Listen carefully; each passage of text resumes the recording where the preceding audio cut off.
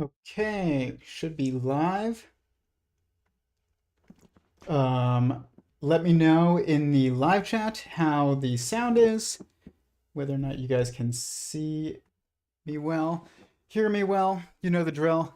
Please hit the like button. It really helps fuel the algorithm.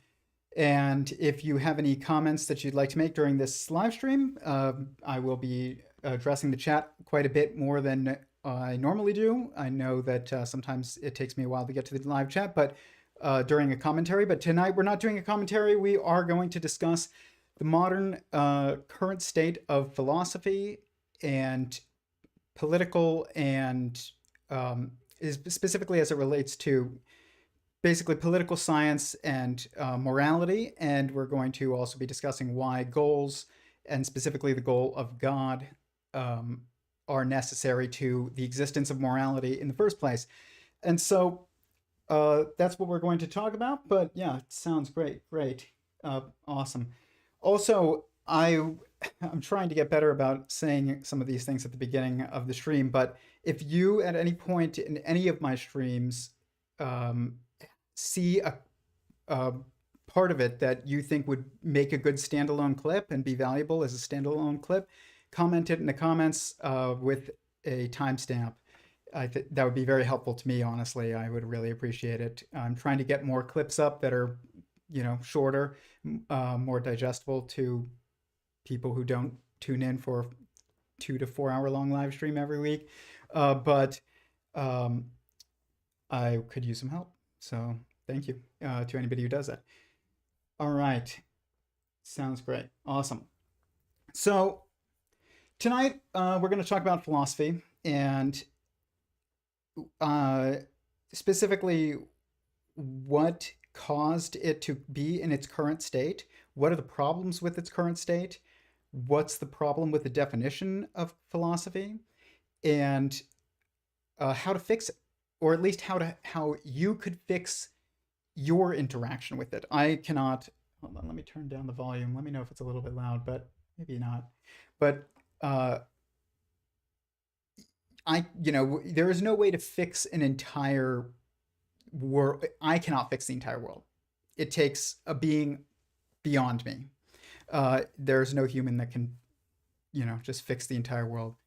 Um, and but we can improve the world, and so should be the goal of all of us.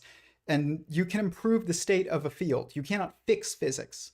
You cannot fix philosophy. You cannot fix politics. But you can improve politics. You can improve the state of philosophy. You can improve the state of education, the state of, uh, of physics, whatever field it is, you can improve it.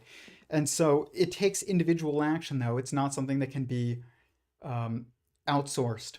And that's something that has become much more widespread today, is the idea that everything can be outsourced and we just need to lobby and complain to the right people and then they will fix everything. And this is why we're partially in the state that we're in, is that everything that, as I say on here all the time, thinking itself, which means order itself, logic itself, begins from first person first. You have to think about, if you're going to make sense of your world in any as it relates to anything, you must think about the truest thing that you know, which is that you exist, and um, all the things that you experience, and you should prioritize all that information above things that you read and things that you hear. This is also true of philosophy. We do not do this anymore. In philosophy, we talk about it. We say, "Oh, I think, therefore I am." It's a big problem. In that phrase, I would actually say that phrase, as I talked about the last couple streams as well, or mentioned at least, I think that phrase is part of the problem of the current state of philosophy just being in disrepair. It's why hence the Greek temple that's falling apart that I used Midjourney to make in this thumbnail. But this statement is actually, I'm not going to say it's false, but it is not as true as it needs to be. in order to be useful. And it is incomplete enough to where it is actually harmful. And the reason for that is that it's defining our most basic understanding, our most basic assumption that we should be building all of our other assumptions on, as it relates to making sense in anything, including especially philosophy, um, builds it on something that isn't fundamentally defining of being itself, which is thinking. And so this is, why nobody understands what's going on in AI except a couple people like Elon, who I mentioned and discussed in my last stream, which I highly recommend watching. But this is just become an enormous issue. Thinking is not the foundation of knowing. When we say knowing, what does it mean even? But when I say knowing, I don't just mean knowledge that you can read in a book. I mean, what do you know to be true? That's like fundamental knowing. And that's not defined by thinking. It's actually defined by feeling. And so, as I've said on here, many times, I feel, therefore I am would actually start us off in a much more fundamental and true place if in order to begin building a philosophical framework from there. And that extends all the way to politics and morality and economics and every field that you can think of, but especially and I think this is the most important focus of any kind of philosophical endeavor, is the fields that are directly related to human beings. And that would be sociology, morality, politics, economics, those types of things. I mean, I guess you could just say sociology is probably inclusive of politics and economics. Let me see here. Sociology. What is sociology? Officially, sociology is the scientific study of human society, exactly, social behavior, and the patterns of social relationships. It explores how individuals interact within groups, organizations, and societies, how these interactions shape our lives, and essentially it's understanding how society works and how it influences individuals and vice versa. This is exactly what I was talking about. It is inclusive of political science and economics. Sociology is often called a soft science, and it is not. If, as I've stated in my Theories of Everything, the how-to guide video, which is linked below, if there is a fundamental theory that is descriptive of a pattern that exists in every instance of observation, of super subjective observation, especially, which is the perspective that is always true for everyone, basically, then this means that the logic entails that this is what contextualizes our physics. People say mathematics contextualizes physics. It's like math is under physics. That's not true. Mathematics is just a language. It's no more fundamental to physics than English is fundamental to physics. I mean, granted, it is the language in which physics is normally described. So in that way, yes, it's more fundamental than English, but it's not a more fundamental field. It's just a language. So you have physics, then you have chemistry, biology. What's on top of biology? Sociology. So this is not. I mean, I guess you could even maybe in between that say genealogy, which is not something a term we use very often anymore. It's more about like family lineages. We say genetics now. We say genetics and economics and politics. Notice that it all ends with ICS. I don't know exactly what that means, but that obviously is a pattern that is very prevalent, is to change fields that end in um, biology, chemistry, I mean, sociology, genealogy, to genetics, economics, um, physics. Even I think even physics is not it's not as fundamental of a field as we think. It's not one field. That's what it really is. It's not, physics is not one field. It's not. It's quantum mechanics and general relativity are two different fields. One of them is pretty fundamental, and the other one is not. So this is part of the problem with physics and economics and politics. There is not a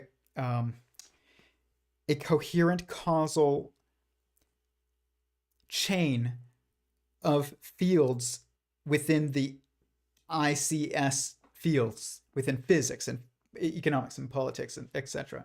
I don't know which other ones are. I got to think more about it. But I'm thinking about it now. Mathematics. There you go. Linguistics. Like these are like, they're not within a fundamental causal chain. And there is a fundamental causal chain of being, and there are fields that study each one of those levels in this fundamental causal chain. And so, as you know, it would be fields like genealogy, sociology, technology, as probably the final one. That would be a field in the fundamental chain. But physics would actually probably not be. As we understand physics currently, we probably would need to break it up, and then you would have to, there's probably a better word that we could make for like atomic physics or particle physics. Probably already exists, that ends in ly, or ology. It ends in ology.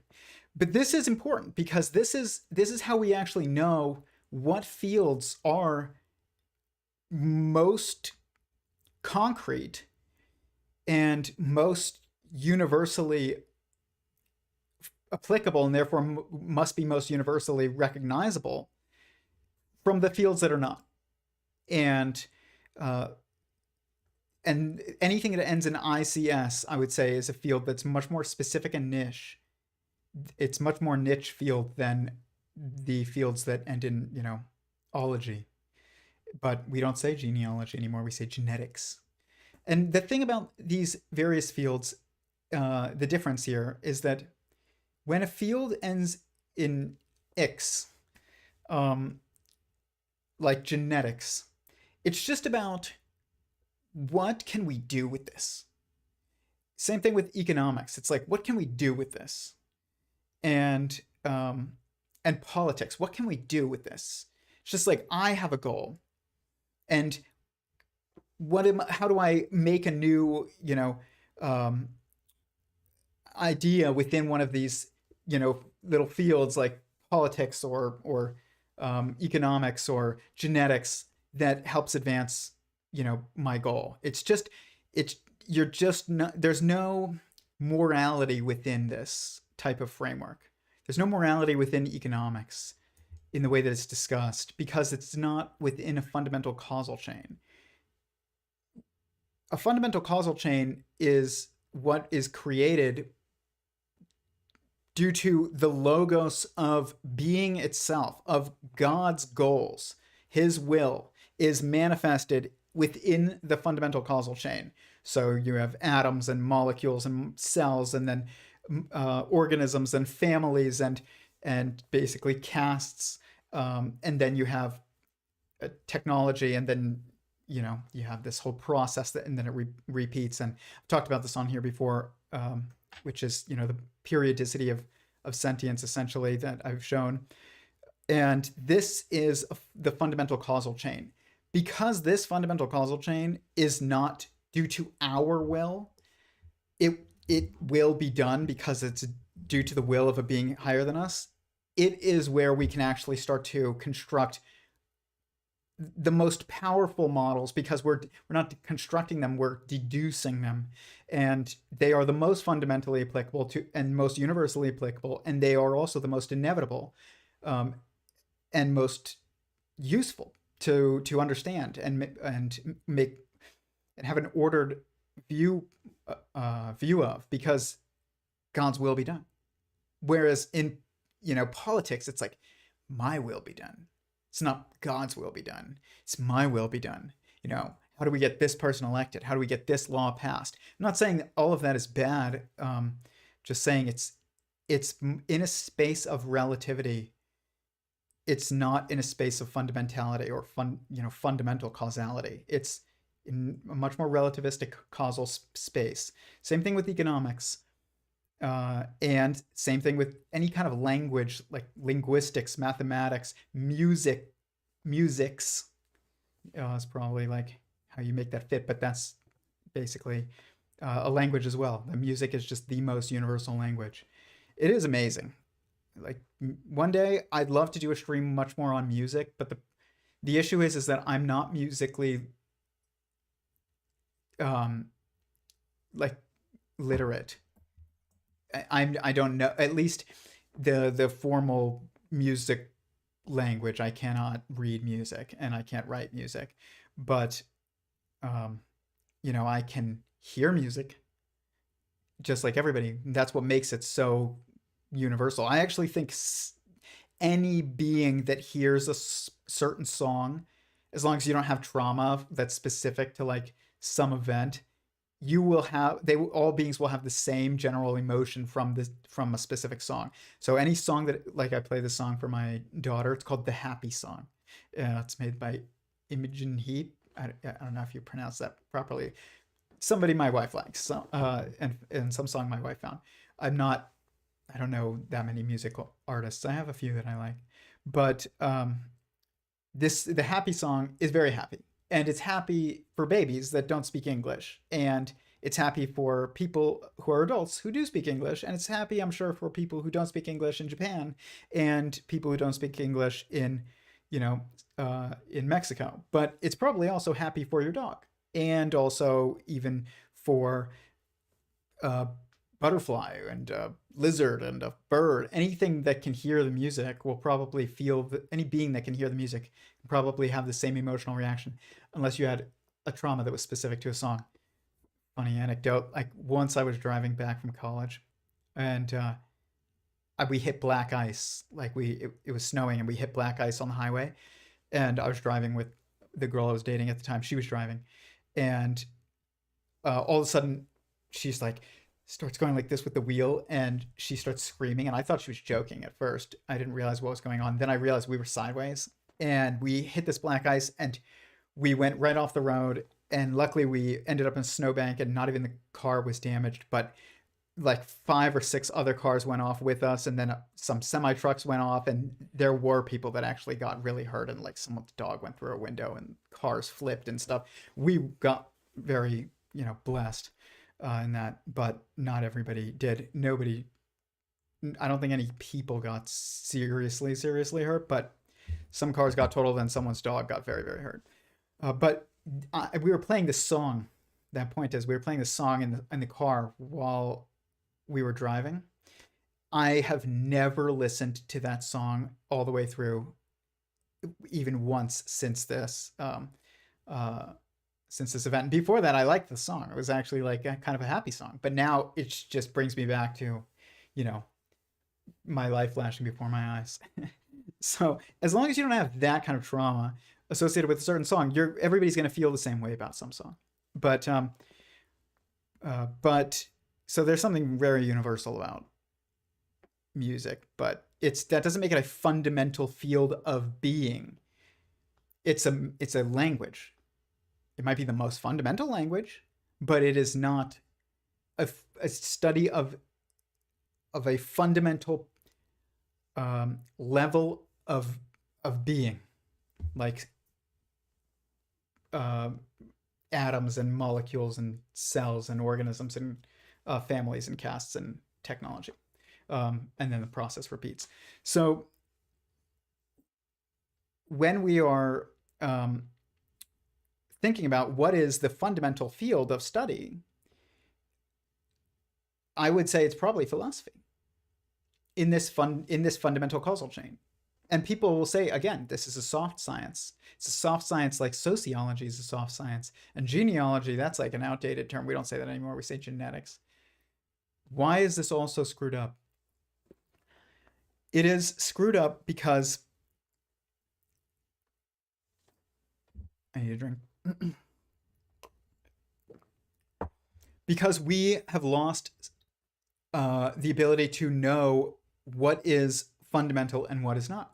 And that's partially because our philosophy is that I think, therefore I am. And we don't even really, like in academia, they don't even really believe that. Personally, do they? Each and every one of them? Some of them. But I would argue that they don't even believe that anymore, which is pretty wild. I mean, because only a being can think. So if you can think, then you are, but it's not the definer of your being. Feeling is the definer of your being. But you can see how screwed up all of this is because you listen to Annika Harris and Sam Harris and they're just like, and tons of people in academia, and they'll argue that there isn't even a you that exists. You don't exist. Your existence is an illusion. It's just a series of random experiences that come into being somehow without, you and having goals in order to generate them. And this is a total unraveling of causality itself and of the context necessary for morality. And that context that's moral, of morality, is a critical component of how we organize our politics, of how we organize our economics. Like, what should be the goal within our economics? What should be the goal within our politics? What should be the goal within our physics?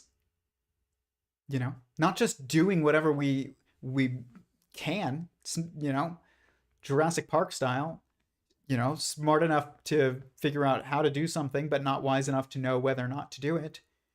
What does Ian Malcolm say? They were smart enough to realize they could, but not smart enough to realize or to wonder whether or not they should. Something like that. We don't have that. There is no should in our mainstream fields of study anymore. We have divorced the church from the state, and in doing so, we have gotten rid of directionality in anything. And so we just spiral, and that includes philosophy. And so this is something that we can help. This is something that we can actually improve, but we need a fundamental philosophical framework that you can build on, and that allows you to orient within existence in order to perceive what is the greater goal. And when I say greater goal, I don't mean the combined goals of all humans on Earth. People have their own agendas, and nobody is completely aligned. I say in my disclaimer, in the description of every video, it says, I agree with everyone. I don't agree with anyone on everything, but I agree with everyone on something. I don't agree with anyone on everything, but I agree with everyone on something like that. And this is just true of everyone. And so how good luck, the greater goal, human flourishing, like things like that do not help. Everybody has a different opinion about what those things are. That doesn't mean there isn't an objective, not even objective, a super subjective, fundamental, godly truth to whatever it is that we're discussing. It just means that not everybody's going to agree on what that is. And the thing is that that means that you cannot go based on other people regarding what is moral. You know, it's interesting. I see this all the time, and particularly when it comes to modesty, and that, you know, I'll say something is inappropriate. Like, everybody who knows me knows that I just will constantly, if I'm going to talk about modesty, like that talk, I say that the bikini is like the downfall of all of the modesty in a society, is the acceptance of the bikini, and there's a reason for that. But people will say all the time to me, you know, oh, it's I'll say, is it, you know, is a bikini appropriate when we're talking about modesty? People will say, well, at the beach it's appropriate, but it's not appropriate in the office. And that is not how you actually can develop a moral framework. That is the same exact framework as, you know, if everybody jumps off a bridge, then it's appropriate to jump off a bridge. But if, you know, you don't want to be the only person jumping off a bridge, that's not a moral framework. That if that's the way that everything works, then there is no, not only is there no morality, there's no causality. Causality dictates morality. And part of causality, one of the two components of causality within sentient singularity theory, is choice. It's a fundamental component of causality. Then determinism. So you make a choice, and then the logic of information itself, or of the logic of logic itself, you could even say, dictates that there will be a certain effect that comes from that choice that you made. And there's no way around it. There will be an effect. And you can predict that effect sometimes, a lot of times. That's how we do anything. You wouldn't be able to do anything otherwise. There would be no morality. How would you have morality without causality? You just can't. And you can't have causality without choice. And we don't have choice being considered as part of a fundamental causal framework in the sciences today, the hard sciences. And that's totally inconsistent with our experience. Everything that we experience firsthand, in which we see at least the initial cause in a causal chain always starts with a choice. And any causal chain that we perceive that we don't perceive a choice, in science we assume there is no choice made. God didn't make a choice, just like the laws of the universe are the way that they are, which that, you know, seems to be true. It's according to my work that God didn't have that much of a choice in the laws of the universe, or the laws of physics, you could say. It's not just physics, it's causality, the laws of causality. But he had to choose in order to create. And so, but what he created, he didn't have that much choice. But he did have a choice in whether or not to create it, which is someone else, which means others, you know. And so this model totally encapsulates both sides of this, of, you know, these two components of causality, choice and determinism. But when you take choice out of the equation, because you separate church from state, you have just destroyed any kind of coherent causal framework, which will go all the way up towards morality, and that influences everything. You know, that, like, why would we even study sociology in college if it's just a soft science? Like, what the heck is soft science? What a bad term. It means a science that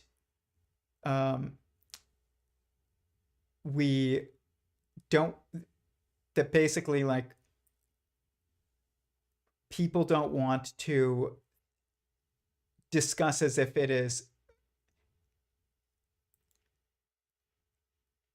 I guess, as if there isn't a choice in the matter. You know, what are the constraints and degrees of freedom, because we don't want to offend anybody. And part of it is also, we don't want to say, well, I'm right, so listen to me, and you're wrong and I'm right, but people do that all the time. But it's not about who's right and who's wrong.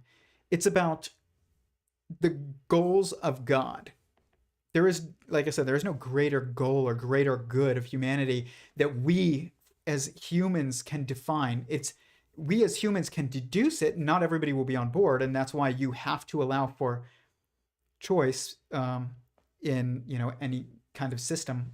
You, is what you ideally you would want to do that. That's why you have choice. There's no point to anything if there's no choice. Merely inflicting your will on the world to make it exactly the way that you want destroys meaning, and that's why God doesn't do it, because you would cease to exist. You'd just be a robot that he like programs to do whatever he wants, but doesn't have a choice in what it does. And you have a choice in your goals. That's what free will is. It's not the ability to make any choice in any moment. You have instincts, and you have blind spots and ignorances and traumas and all kinds of things that make it so that that sometimes you don't have as much of a choice in a certain circumstance as one would, intuitively assume. But what you always do have a choice in is your goals. That's what free will is. You can choose your own goals. This is the beginning of sense making, not just for ourselves, but and how we navigate our own goals, but also how we navigate the greater world, because we actually are navigating a world that is constructed for the sake of accomplishing the goals of a being that's more powerful than us. And so we have to contend with that. Just like you have goal. Your goal is to survive. Your cells now have a moral obligation to you to do their job and and make sure that they're doing what they need to in order to keep you healthy. But you have a moral obligation to them too, or you have a responsibility to them to enable them and empower them as best as possible. So eat healthy food, get sleep, take care of yourself. But if they stray and they go try and do their own thing, and they don't want to get with the program, and what they're doing is going to be detrimental to your goals, and they're going to go metastatic and become cancer, now you've got to cut them out. And that's the same thing. That's the same with us. It is the same with us. We have to realize that we're inside a being that has goals, and we have to work within those goals. And if we try and fight those goals, we will lose. It will not allow for you to destroy its plan. Just like if you were aware of any time a cell in your body turned to cancer immediately, which eventually we will get increasingly better at that. And we are getting better at that. But God is always completely aware, so he knows immediately when you go metastatic. You would just not allow it to continue. Like, that's what you would do. And you might try and right the ship, and like if it's due to an ignorance or something like that, you would try and reconnect them with the whole, which is what people like Michael Levin are doing with their research on taking cancer cells and turning them back into healthy tissue, and back into healthy cells that are doing their job properly again, is by changing their electrical communications with each other. Basically, like he's operating under the assumption that the cell isn't intentionally evil, it's confused. And I would say that that's usually true for us as well when we do something that is immoral. And so it's usually due to confusion. Even if you know it's wrong, you don't really usually know how wrong and why completely. And so that is still an ignorance. It's but it's due to a disconnection. And so that when you apply the same logic to cells, you get a healthy system again. This is what we need with humans. We need to have the ability to communicate with each other again. We have a breakdown in communication, and it allows us to not recognize our place in the whole system. This is something that sentient singularity theory and philosophy in general should be prioritizing. And it is the purpose of philosophy, if there is a purpose to it. If it's the primary purpose of philosophy. But philosophy is the fundamental field. It's just the fundamental field of causality, because it's the field of understanding causality, and not just causality, but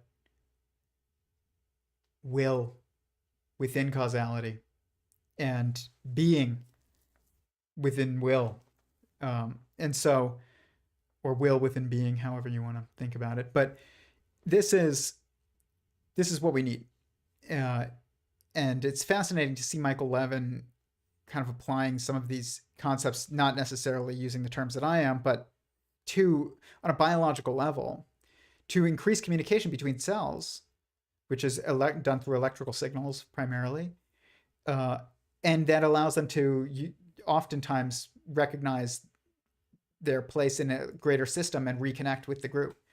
And so this is what we need for us. But this means that we need a better way of communicating. And so that there's a lot to that. But it starts with I feel, therefore I am, instead of I think, therefore I am. So anyways, let's go to the chat. I admire your consistency. Thank you. I don't know which consistency with what? Being on here every week, late, or something else that I stated. I don't know. But so here we go. Let's look at this.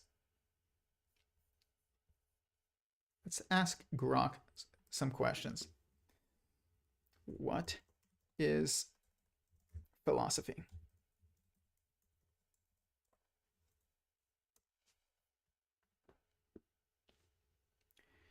Philosophy is the study of fundamental questions about existence, knowledge, values, reason, and reality. These are just, some of these are good terms, some of them are not. But notice that none of these have to do with being. Like, what it really should say is questions about being,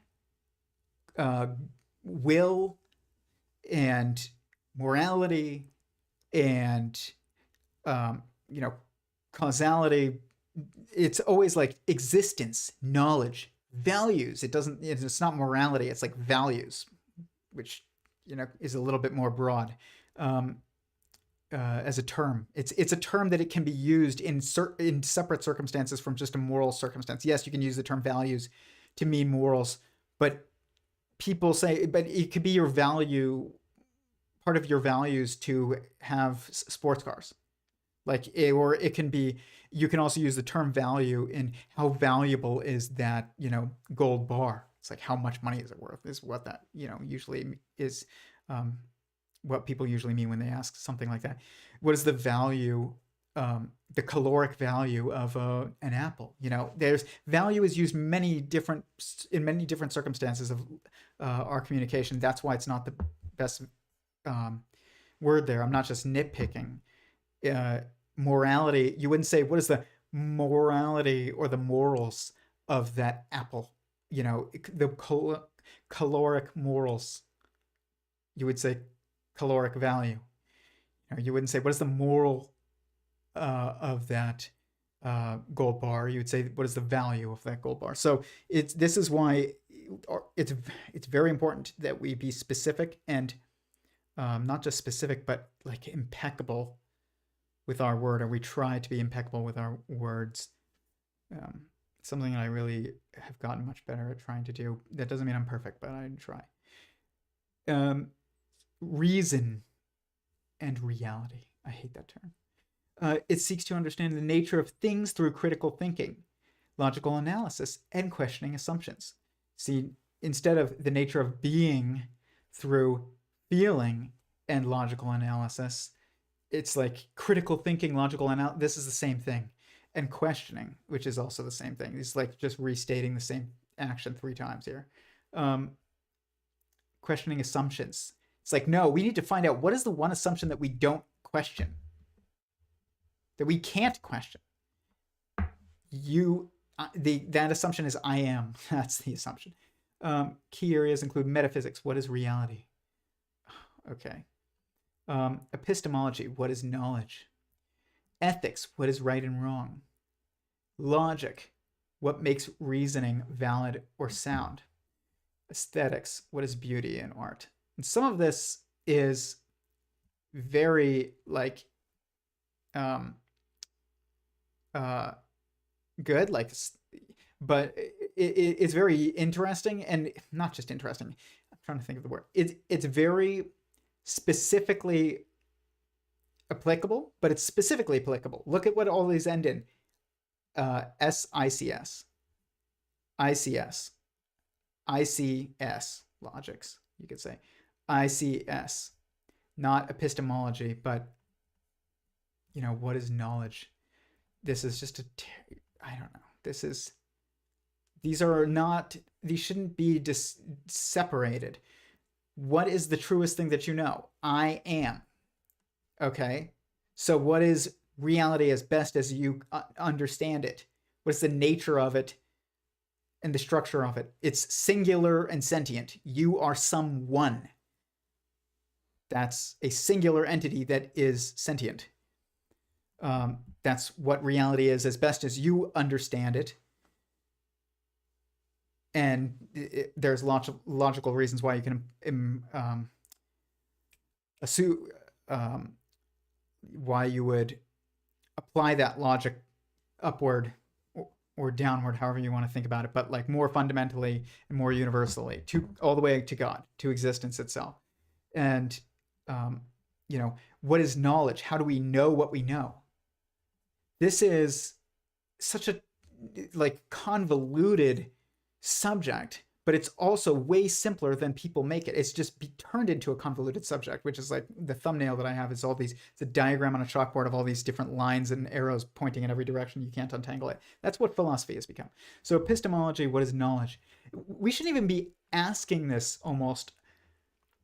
What we're missing is a fundamental recognition that there is a fundamental truth to philosophy itself. It's not just this philosophy and that philosophy. Like I've said on here before, there was this philosophy professor on a Discord call I was on once, and he just went on for like forever, which is funny because like I do that. But he was engaged in a conversation with people like on a voice call, and he still didn't stop talking at any point. But he was like, people think that there's, you know, they'll say, what is Marxism? But really there's 3 Marxes. And he just went on, and I was like, okay, we're just splintering things into oblivion to the point where there's no point to it anymore. And then I stopped him in the middle of his, not even an explanation, but just, I don't want to say rambling because I'm not trying not to be an asshole, but just his talking. I guess you could say it's not rambling, but like his spiel. And I was like, what is the definition of philosophy and what is its purpose? And he was like, there is no, he said, and I was like, you know, in a paragraph, essentially, a couple sentences to a paragraph. He was like, if I could define philosophy in a couple sentences or even a couple paragraphs, it wouldn't be philosophy. And I was like, this is just useless then. And then I was like, okay, well, let's see if it really is as useless as it seems. What is the purpose of philosophy? And he was like, philosophy has no purpose. So this guy studies he's dedicated his entire professional life to the study of something that he thinks cannot be defined and is completely useless. That's the state of modern philosophy. That right there. And that is pervasive, if that's even the right term. It's everywhere. And, you can see that in even what came up on ChatGPT. If you really look at what is being spit out, is like these different parts of what we think of as the general studies, aspects of or types of philosophies. These are not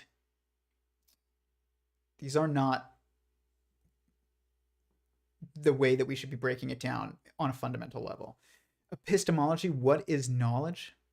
Now, let's just assume that there's a first question that can be asked. Nobody assumes that. But let's assume there is. Let's assume that there is a first question that can be asked of any questions. What would that question be? Let's assume there's a second question.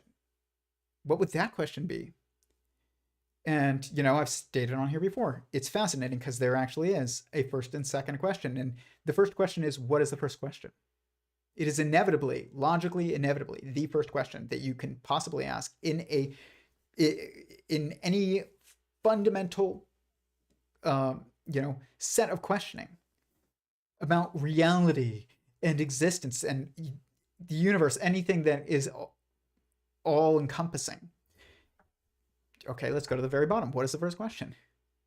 What is the first question? That's the answer to the answer to what is the first question is what is the first question, and the answer to that question is itself what is the first question. So it's this completely self-referential loop that you achieve, which implies that it is actually the first question.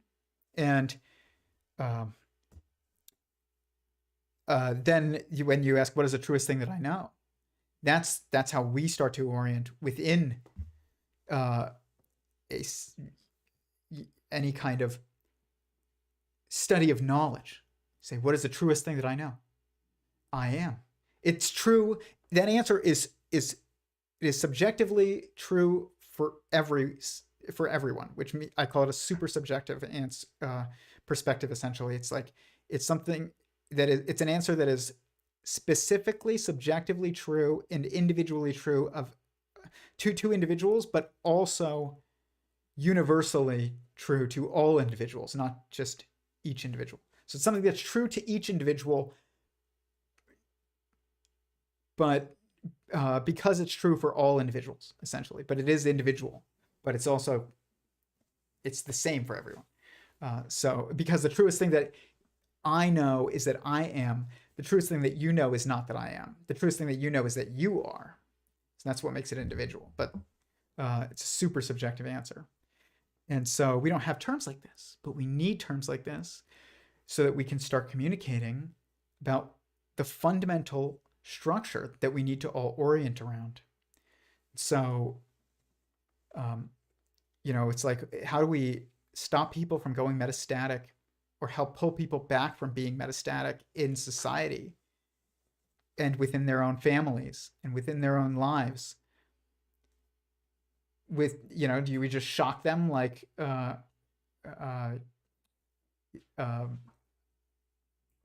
guess that's not what Michael Levin does. He's basically increasing the ability for electrical signals to flow between beings. I don't think he's actually inducing an artificial shock. But it is fascinating that, like, to jumpstart a heart, like, you use an electrical shock, which really means like you're kind of jumpstarting the cells.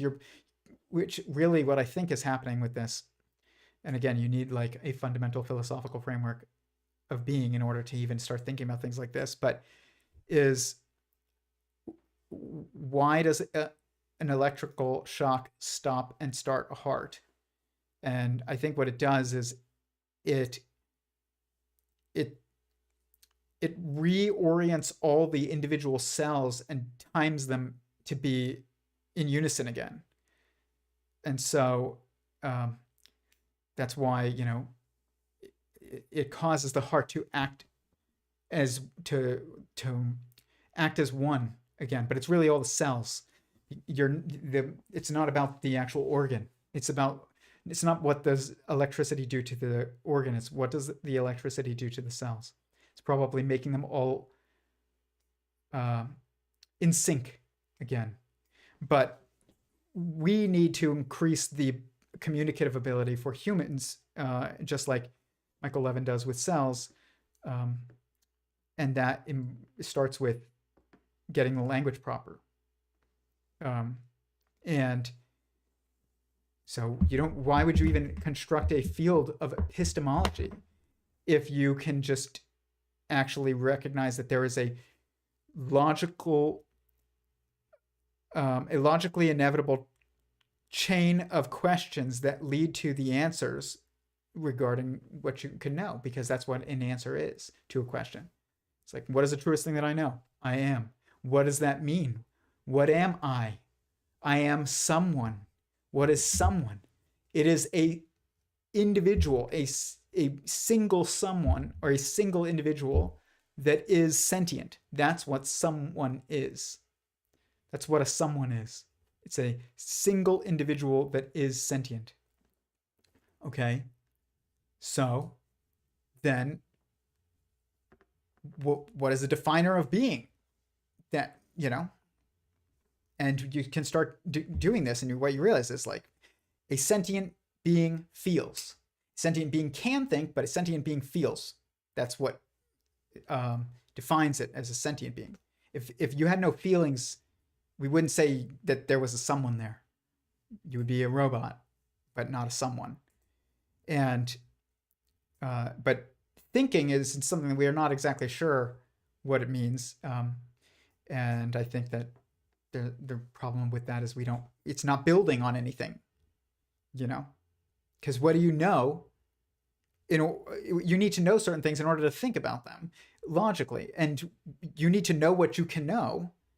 You need to know what you know and what you can know and cannot necessarily know, fundamentally know, in order to actually start to think about what things are beyond you, beyond what you intrinsically know, which means things beyond your feelings. And so you don't get I think therefore I am. You get I feel therefore I am, or I am therefore I feel. However, whatever perspective you're looking at it from. But this sentient beings can think, but sentient beings do feel. They constantly intrinsically feel. Thinking is a choice. It's a choice, and it's an action. It's just an action that takes place in what is perceived as the mental space. From a causal perspective, it doesn't have immediate causality concerns outside of your own information structure, personal information structure. But it does have an impact on the causality to your body. Your thinking impacts your cells because it impacts your feeling, and your feeling impacts your cells, and it's just a loop. But it doesn't, I can't think this comb out of existence just by thinking about it. But I can think about it existing in my mind before it exists in physical space, or in a physically perceived space, which is within the mental space of the being that we're within, of the mind that we're within. And then we can actually work within the causality chains that exist to construct this. And so we need to do this with economics, with morality, with politics, and within sociology. We need to recognize the goals that we have to navigate. You can't just be like, I want to.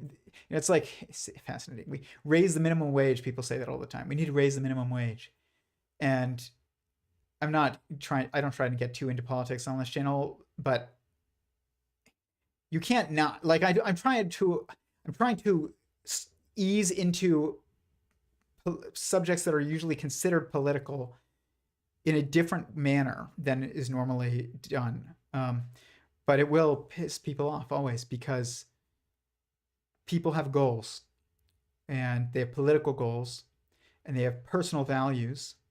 And if you're explanations on morality, and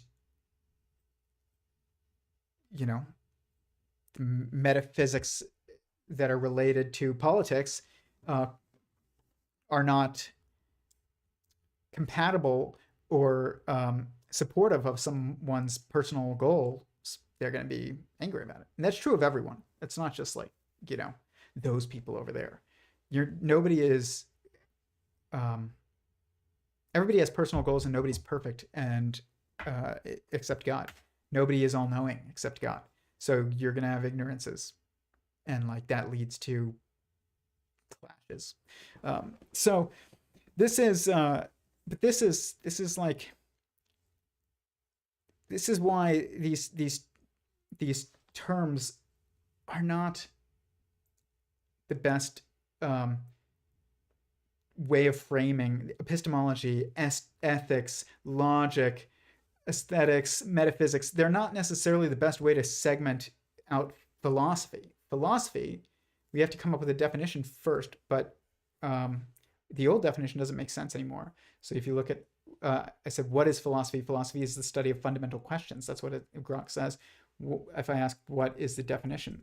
Is the definition of philosophy?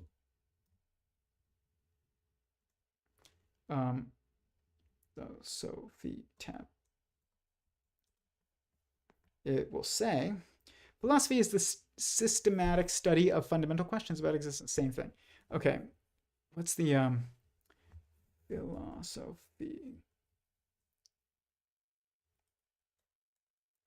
It's the terminological breakdown, the etymology.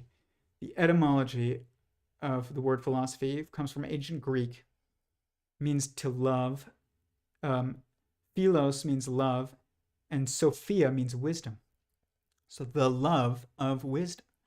Some sources say that the term was coined in the pre-Socratic philosopher Pythagoras. This is not certain.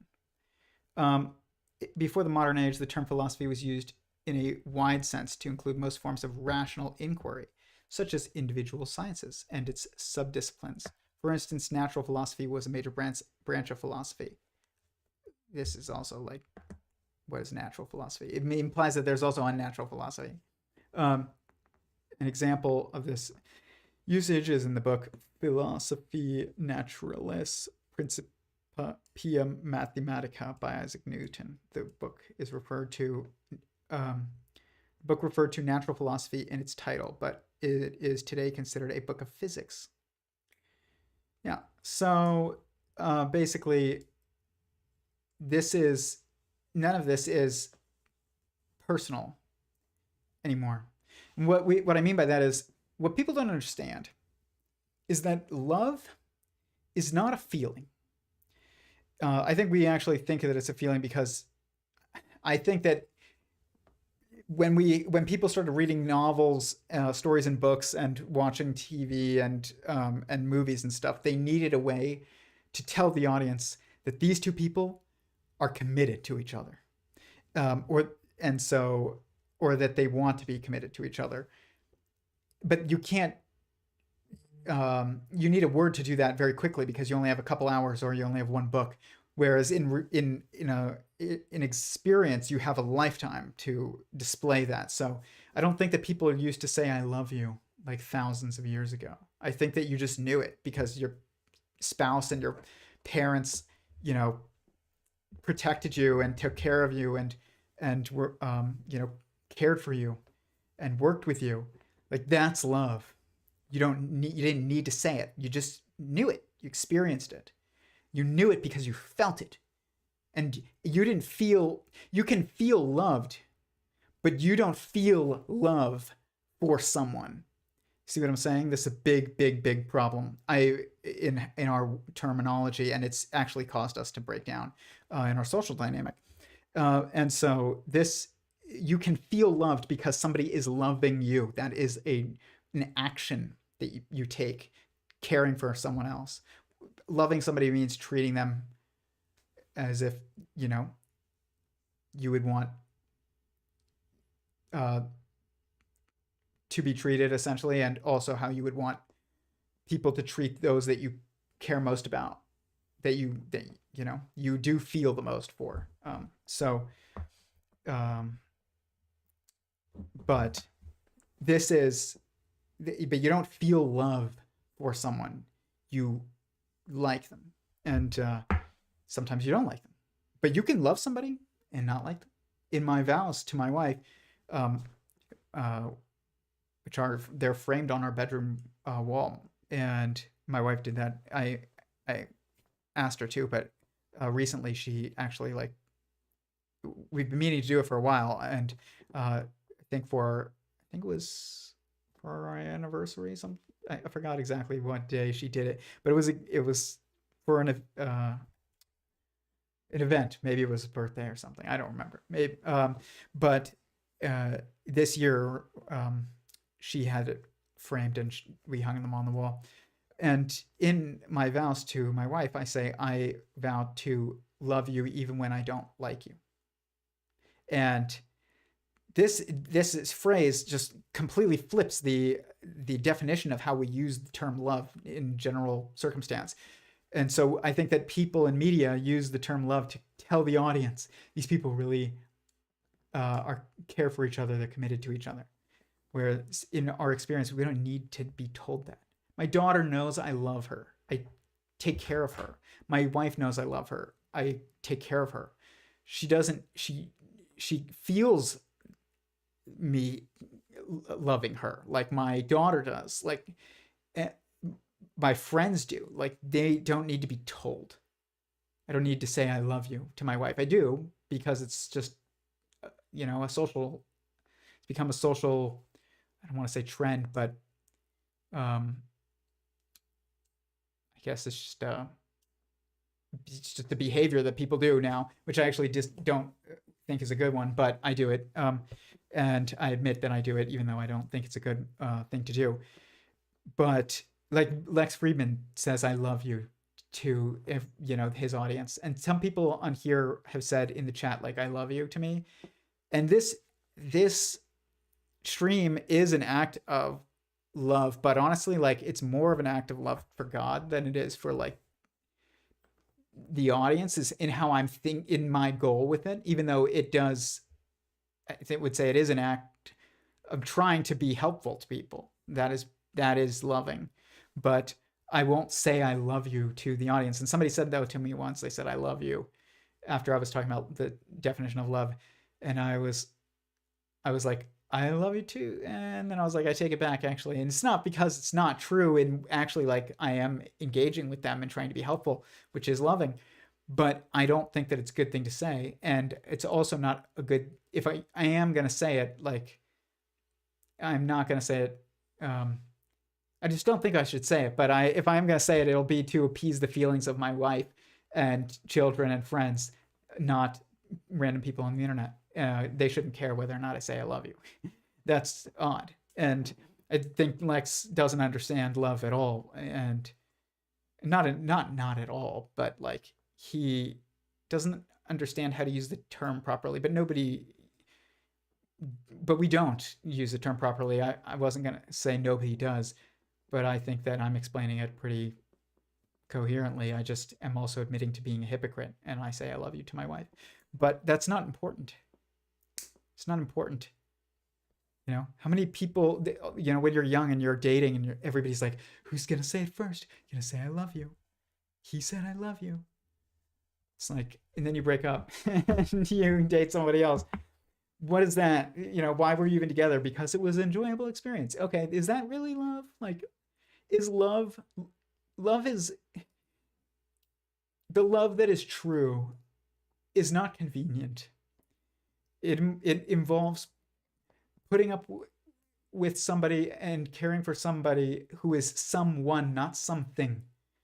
If you're dating and you're breaking up as soon as it's not enjoyable anymore or convenient, but you really cared about each other a lot, like you liked each other a lot and you were there for them while you were dating, you're still just there for them when it's convenient. That's not true love, if there is true love. True love is you're there for somebody even when it's inconvenient. because you are loving them as a person, not it's not just that you are valuing the experience that they provide. If you don't continue to, like, take care of your ex and be there for your ex, even when they're your ex, then, like, why would you say, what's the point of saying I love you? It just means I really, really like. It's just become like a social expectation. That's the right word.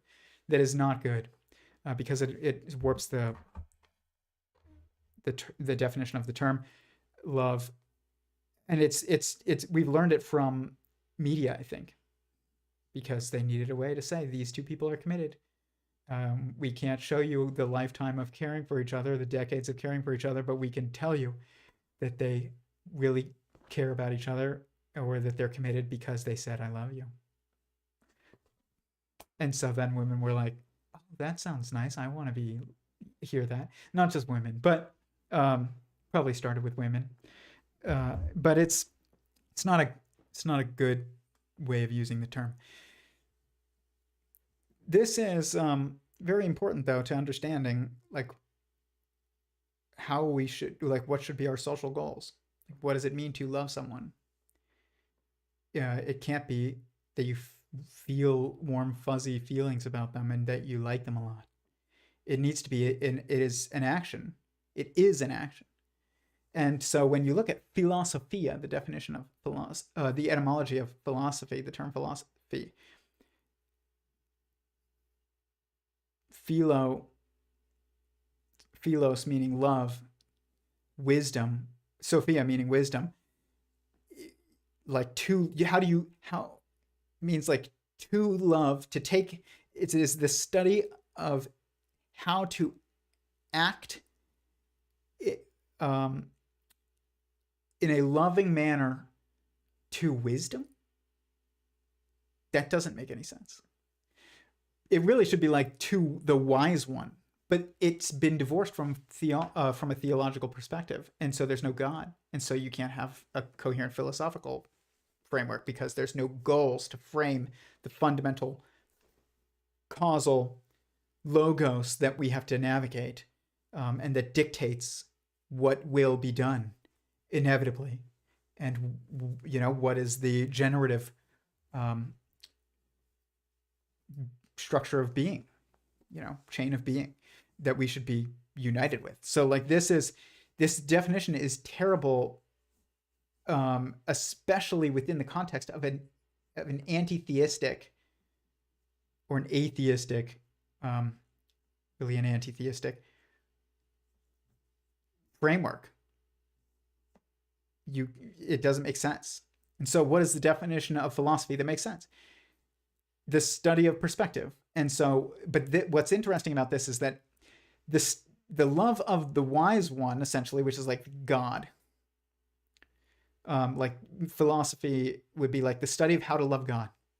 It's like what the oldest definition of philosophy probably was, according to the etymology. Something like the study of how to love God. And that's a personal definition. It means, like, it's about a person. It's oriented around a person. That person is God. And you. How do you love God? Two people in a relationship. How we need to study, how do we do this? Very personal. This other definition that I heard from my philosophy professor in college, which I think is probably the best definition currently that I've heard, and he's the only person I've heard say it, just the study of perspective. This is also a personal definition. It's the perspective of what has a perspective. Someone who has a perspective. That's the reality. Only someone can have a perspective. Like, this comb doesn't have a perspective. This pen does not have a perspective. Where's my pen? Somewhere around here. But pens do not have perspective.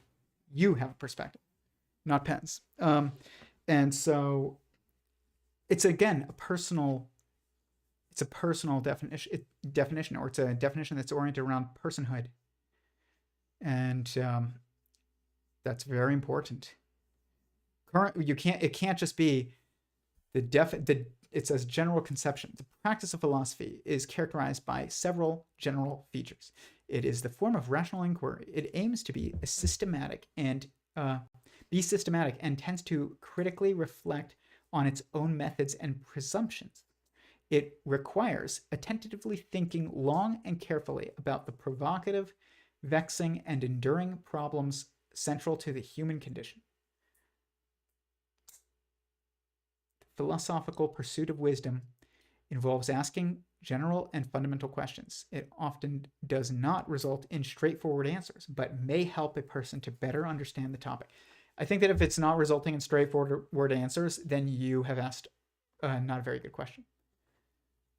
Like, the first question is the question. You would think, oh, there is no first question. No, there is such a first question that the answer is it's not even just logically extrapolatable. It answers itself. You don't even need to answer. What is the first question? The answer is, what is the first question? It's like, that is crazy, almost. I don't want to say crazy. It's the opposite of crazy. It's incredible, that's for sure, but it's inevitable, and it is very straightforward. It's about as straightforward as you can get. Same thing with, what is the truest thing that I know? It's another question that answers itself. It's just in the question, you have to dig a little bit. You have to look, truest thing that I know. So what is the assumption built into the question? I is the assumption built in the question. It means that's why I am is the answer to that question. It's in the question. So this is what I mean by, like, these fundamental questions. A truly good, well-formulated fundamental question answers itself. Then it's that straightforward. And when it says, oh, it's not usually straightforward, but it can help people kind of like reflect. This is not philosophy. This is what, this is a not undefined pursuit without any kind of, I don't want to say objective goal, but a super subjective goal, or a goal that is true beyond individual preferences, human preferences. And this is like, you can't use this. This is nonsense. It is nonsense.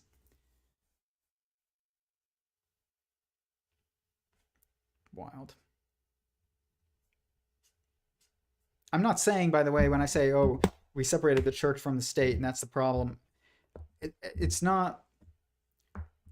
The church, religion is what people call it, or theological traditions is a much better term. Again, the terms matter. Are dependent upon revelations that are also dependent upon logical extrapolation. God doesn't show people things unless they would be able to understand what they've been shown. Like, he wouldn't send the Torah to Moses if Moses wasn't able to understand it. He wouldn't send the Quran to Muhammad if he wasn't able to understand it. So there is logic is not something that's divorced from revelation. It's just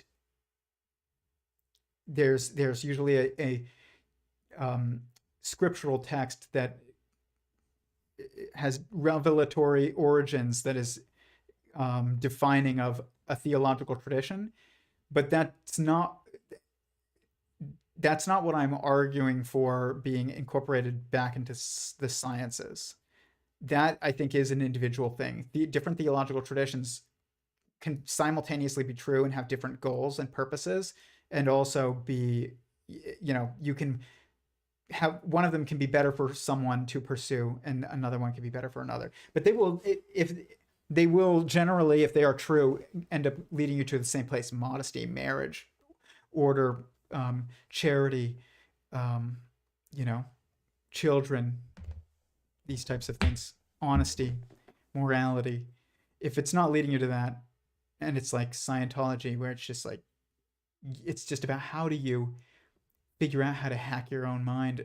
I don't know exactly what Scientology is about, but it doesn't seem to have the same fruit as the rest of the theological traditions, or at least the scriptures of the rest of the theological traditions. It's like different. It's very different. Otherwise, Scientology would be growing, or at least like there would be families of Scientologists that are practicing Scientologists that are like very modest people and like traditional families, and that we'd have the same types of communities sprouting from it that we do from the rest of the theological traditions, and we don't have that. Judge something by its fruit, and to be fruitful is the goal, and so we need a philosophy that is fruitful, and so that means that what is to be fruitful is to be aligned with the fundamental logos of being, which is the generative chain of being that is constructed due to the will of God. And so we need to change the definition of all of these things. It's not even that our philosophy is screwed up. It's that our definition of the term philosophy is screwed up. And our etymology of the term is no longer understood because the context has been removed. And so you can't even go back to the etymology to make sense of the definition. And you need to make sense of the definition in order to recognize the goal. So philosophy has an etymology as a term. The etymology is basically the study of, or it implies like the pursuit of loving the wise one, meaning God. Loving God. How do we learn how to love God? That's what philosophy kind of, the etymology implies. To love wisdom, but really if sentience is fundamental, then it's the wise one that is the context of wisdom. So you can't love wisdom. It's like you can't love your car. You taking care of your car is you loving yourself. It's not you loving your car. But you taking care of your friend's car is you loving your friend, but it's not you loving his car. So it always boils back to being, not thing. And so same thing goes with wisdom. It really, within the correct fundamental context, at least what I'm presenting within Sentient Singularity Theory, which seems to be logically inescapable and inarguable, is that we must assume sentience exists, and that existence is at least sentient. And this is what we must assume, this is what we know that we know, and we recognize that we can't know anything else as much as we know that. And like that's not something that's assumed, but that within that context, it's the wise one, someone who's the wisest, almost like the definer of wisdom. Like, and so that's the etymology. But then that leads to the definition. The definition is like the study of how to love God. Again, it's like almost the same. It's the etymology is loving the wise one, essentially. The loving of the wise one, or loving the wise one. And then the definition would be like the pursuit or study of how to love God. And so then that basically answers itself with the goal. So like if we answer the etymology properly, we contextualize the etymology properly, it spits out the definition, which also spits out the goal. And you have people who are studying philosophy and who are philosophy professors who are so filled with facts. They know about not just Marxism, but 3 different types of Marxism, or 3 different interpretations of Marxism. That person doesn't know what the goal of philosophy is. You can't even deduce it from the definition, or which you can't deduce from the etymology, because you don't have the correct context to understand the etymology. That's the state of our current physics, of our current philosophy. It's in shatters. It's not even in shatters. It's like non-existent. We don't even have philosophy today, I don't think. There's some people who are like bringing it back a little bit. But like you don't have like I don't think that our academic mainstream philosophical narratives or studied narratives are coherent, constructive, or valuable at all. I guess if they're incoherent and destructive. If they're not coherent and constructive, then they're incoherent and destructive. And if they're incoherent and destructive, then they aren't even not valuable. They have negative value. They are detrimental. It's like that's where we're at. Like, remember, like time is a trade-off. So if you devote your entire life to something that you don't think has any purpose, that's probably not a good thing. Like we're paying, my taxes are going towards you being a philosophy professor. Your time and your energy are going towards you being a philosophy professor. You are taking time and energy from all of your students as a philosophy professor, and you don't think that what you're doing has any value or any purpose. And if it doesn't have any purpose, it doesn't have value. You can't say, oh, but it might be valuable to some people. No. That mean their experience was valuable, but that doesn't make philosophy and your professorship valuable. It just means like their experience in that individual moment happened to be valuable. That's not, the same thing. So again, when you get this right, it is so simple. It's so simple that you don't even have any choice in it. It's like we can't really even choose what we want to define philosophy as. We could say it's the study of perspective, but and that that's a concession, but it is probably the best definition within the concession of it starting to be useful, but it's not even actually like totally there. I would say that actually the etymology leads you to the correct definition, which is, the study of, it's almost like the study of love itself. But what is that, that has to be within the context of God, at least initially. What are his goals? And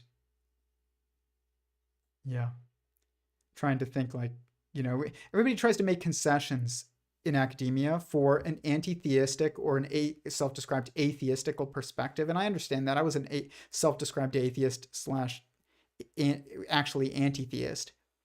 The term atheist doesn't make any sense. Neither does the term polytheism. And you don't even need the term monotheism, because theism implies a being, the study of a being that is the most powerful and most fundamental and most, all-encompassing being. And so, like, that is one being. It logically, inevitably, you don't need to say, there is no actual polytheism. Polytheism is not even, it's so different from monotheism, which we should just call theism. But we make these concessions in these words to try and communicate with people who don't exist within a fundamentally true framework. And all that really does is confuse everybody over time, because you now have to change the context of a term from a true context that is able to be actually coherent with fundamental existence and fundamental experience and being, to a term that isn't completely consistent and coherent with that level of fundamentality, which means that level of universality as well. So like it really starts to just like crumble a little bit. And it's all because like we wanted to not like completely exclude that guy over there from the conversation. but the thing is it's not our job, and it shouldn't even be our goal to reach out and try and bring people into a conversation that they aren't naturally moving to. That's my opinion, at least. And not even do I think it's an opinion. I think it's an observable reality. I think that even when you go and you proselytize to people that don't have the context to what you're preaching to them, whatever it is, they're going to misinterpret it, actually. And so that's worse, you know. Or you don't want them. They're going to adopt. If they adopt it, then it's probably that they've misinterpreted it, and so that's worse. Is what I'm saying. You don't want. It's worse to adopt something that you've misinterpreted than it is to reject something that you've misinterpreted. That's you. If you don't understand the definition of theism and what God, and the definition of God, which is existence itself as a singular sentient being that is initial and eternal and all-encompassing. If you don't understand that as the definition of God, then then of course you don't want to necessarily, if you wouldn't agree with that definition, then you shouldn't call yourself a theist. Like somebody I met at a talk recently, he was saying, yeah, I'm a theist. It was like four of us in a conversation late at night, and at this event, like philosophy event, and he was like, yeah, I'm a theist. I believe in God. And basically he called them like something horrors, some kind of like eldritch horrors, I think. Eldritch horror.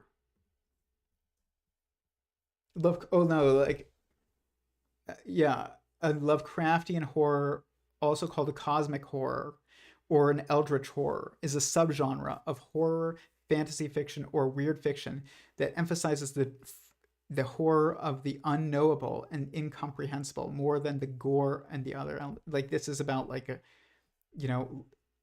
H.P. Lovecraft. I also see eldritch horror. It's like this entity that is frightening and unknowable and beyond, and that's not God. Like God is it has a definition. That's like, it's just like there's something out there that I don't know. When people say I believe in a higher power, that's not God. I believe in, when people say what God, the Christian God, the Jewish God, the Muslim God, the Sikh God, they're all the same. I mean, Christians use the term God, define it a little differently than the others. And it's a more inclusive term, but like what most Christians would call the Father is the same being that Sikhs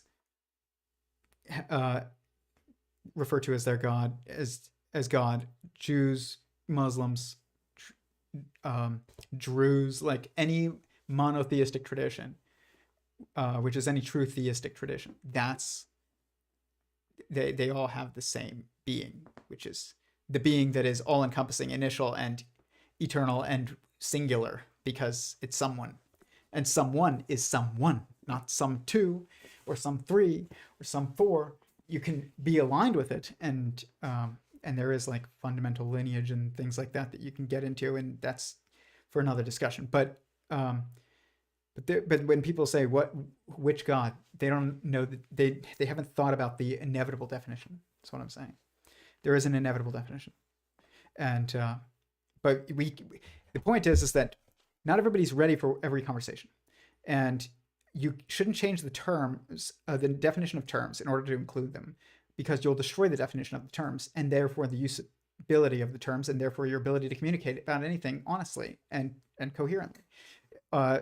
One thing that's very interesting is, if you want to ever join our Discord calls, which they happen at least a couple times a month, probably. I mean, at least they used to happen every week, but I've just been very busy. But they happen regularly. and at least like once or twice a month minimum, sometimes up to 4 times a month in my Discord community.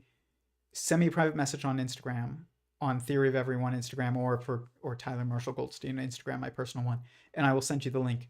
I used to just post the link to my Discord, and you can join the calls with me on there, like live voice calls. We could talk about it. We talk about everything.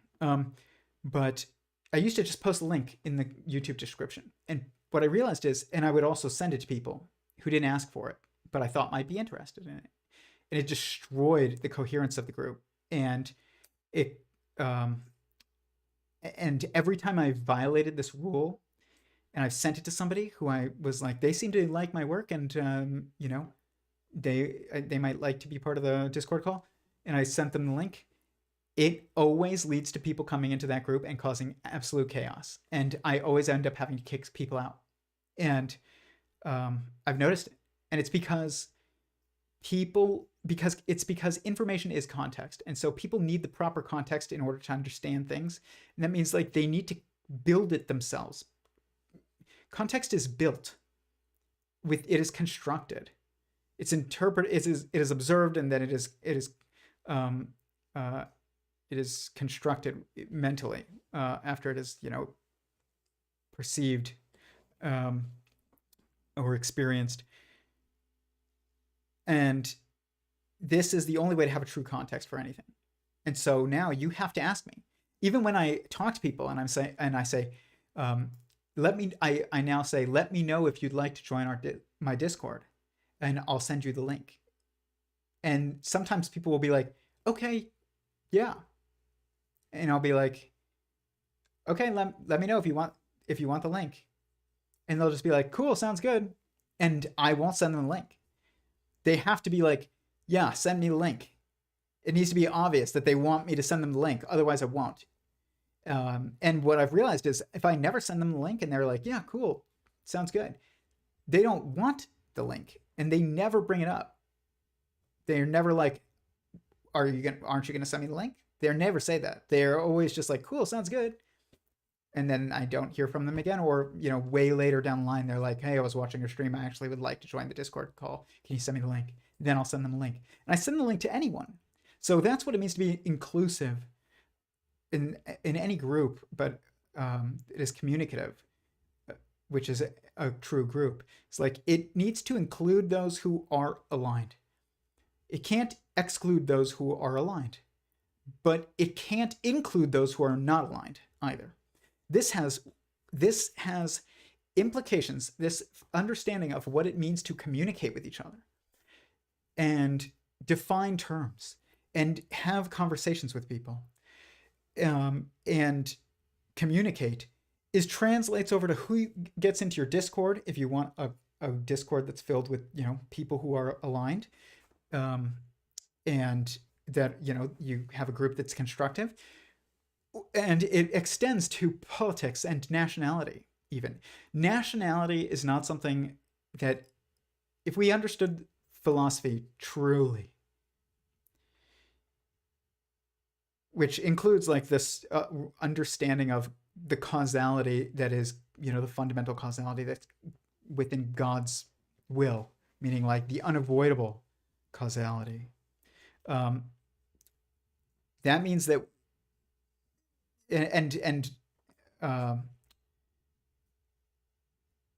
that what this does is it leads all the way up to politics and economics and even nationality, to where there aren't different definitions of how we can have a nation. Even like who is part of a group is really what we're asking. If people are like, yeah, well, no, that country over there, who is a citizen of that country has different rules to who is a citizen of that country. So yeah, it can be different. No, that's not what I'm talking about a fundamentally true group. A group that would exist despite any artificially constructed lines in the sand or passport labels, whatever may be. Like a true group, that group can only be constructed willingly. Like, and when I say willingly, it means like somebody has to be aligned already with a group and want to join and ask to join. And if they do, and they're already aligned with the group and they ask to join, and they meet every defining requirement already, then they kind of must be acknowledged as part of the group. It's not even that they should be included. It's that it's that you should acknowledge that they are already like the same within the same group of you as you, because of due to the definitions of the group. And so it can't be due to like where you're born.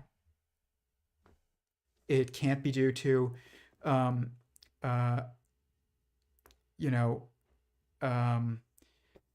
just random arbitrary things like, did you pay for citizenship of some group or for inclusion in some group? People could if somebody paid me to have them join my Discord, but they weren't aligned with it, then they're not really part of the group. They're just able to be fake included. This extends to even our communication with each other. We can't change the definitions of words to try and include people artificially who actually aren't included. And if somebody doesn't have the same fundamental context to their understanding as you, don't change the definition of philosophy to now be something that atheists can study, or self-described atheists, aka anti-theists, can study and understand. They can't. They can memorize philosophy that's been constructed by others, and they can try to do it. And there's an intuition part of this that's true, and you can feel like the being that is God, whether you realize it or not. But and that you look at Bernardo Kastrup and look at Sam Harris. It's like these two people cannot stop talking about what is right and what is wrong. They are so confident in their assumptions about what is right and what is wrong. When they're going about their goals, but as soon as they start speaking in an abstract academic sense, it's like, I wouldn't presume to tell people what is right and what is wrong. That's you have to. That's something that's individual to you. It's like something Bernardo Kastrup has said in certain circumstances, but that's not true to his act. That's not reflective of what he really feels, based on his actions and the things that he says outside of a disconnected academic discussion. So we feel like there's a right and wrong, but we don't understand where it comes from if you don't recognize that it comes from the will, aka the goals of the being that is your world. Just like the goals of you dictate what is right and wrong to your cells, almost. But let's say you decide you want to stop taking care of yourself, and you just want to let yourself go completely, and you don't care about your health, about getting married, having kids, taking care of your family, whatever, and you just let yourself go on the couch, and you stop eating, stop drinking, and you just let yourself waste away. You're now actually like not aligned with the goals of the being that you're within, and so it still doesn't actually change like whether or not your if your cells went metastatic because now let's say you don't want to be here anymore, but like your cells decide, or your cells go metastatic. It's like, is it moral to go metastatic if you don't want to be alive anymore? No, it's not, because your goal is immoral, is not moral. And so it's because it's defined by God above you. So it's not just the being that you're within, but it's the being that we're all within. It's the goals of the being that we're all within that define what is right and what is wrong. You can't have morality without it. People say this all the time. You can't have morality without God, on the right all the time. And it does seem that they're right. Nobody explains it very well, though, as to why. And it is fundamentally because his will be done. And there's many other reasons that you can deduce, but they're very, very concrete if you think about it. It's like, you know, why did God create multiplicity? Primarily for the sake of creating meaning. Not saying that was his only goal, but it was probably the primary goal, is he wanted to create meaning in the world. He was meaningless. And so you create others to be able to impact, and now you are all meaningful. And so it's not saying it's his only goal. When anyone does anything, it's usually for multiple reasons. You know, could have also just been lonely, could have also just been bored, could have also just been curious, could have also just, been selfish, could have also been loving, but could have also, all within that creation of meaning and in addition to it. But primarily, I would say creation of meaning. And that's probably, I say that because what's the most important thing to us on our deathbed? Meaning, which is impact on others. So like when you say like, what do I want from my life to amount to? It's like, I want my life to be meaningful, which means like I want to cause an effect that that continues to grow even after I'm gone. It doesn't even just continue to exist after I'm gone. I want it to grow after I'm gone. So you want to have a generative impact that's permanent on the world, but it's not on the world. It's on other someones, whether they're animals or people or whatever. It's not on dirt and rock and, roads. It's like, I built the biggest, I don't know, like, I built the fastest car in the world. It's like, are you going to care about that on your deathbed? No. You know why? Because after you die, somebody's going to make a faster car. And so what did you do? Oh, I was the richest man in the world. I created the biggest company. Well, after you die, somebody's going to make a bigger company. So what did you do? I don't know. It's like, who did you impact, and what did your impact on them cause in their life that led to them impacting others? And you want it to be, maximally generative in its manifestation of meaning. And so that's the goal. That's the goal of philosophy. It's the goal of it is the goal. The goal is meaning. It's not just, it's not that pleasure can't be part of a goal. It can be, but it's not the goal. It's a goal. The goal is meaning. Why? Because it was probably God's primary goal with the creation of multiplicity. And so if it's God's primary goal is the manifestation or the generation of meaning, which really I guess generation would include like manifestation, initial manifestation, and maximization of meaning. So like you want to maximize, you want to have the best impact and the deepest impact on the most amount of people possible. And there's a way actually to like do this for most people. And then there's also individual circumstances that are up to God, but not usually us. But what we can align ourselves with is, how do we maximize this meaning in the world? I'll tell you what, it's not by starting Facebook. And I remember Mark Zuckerberg was like and Google, creators of Google, like these people were the models that we had as millennials of people who had an impact on the world. Let me tell you something. There was once this guy named Tom who made MySpace.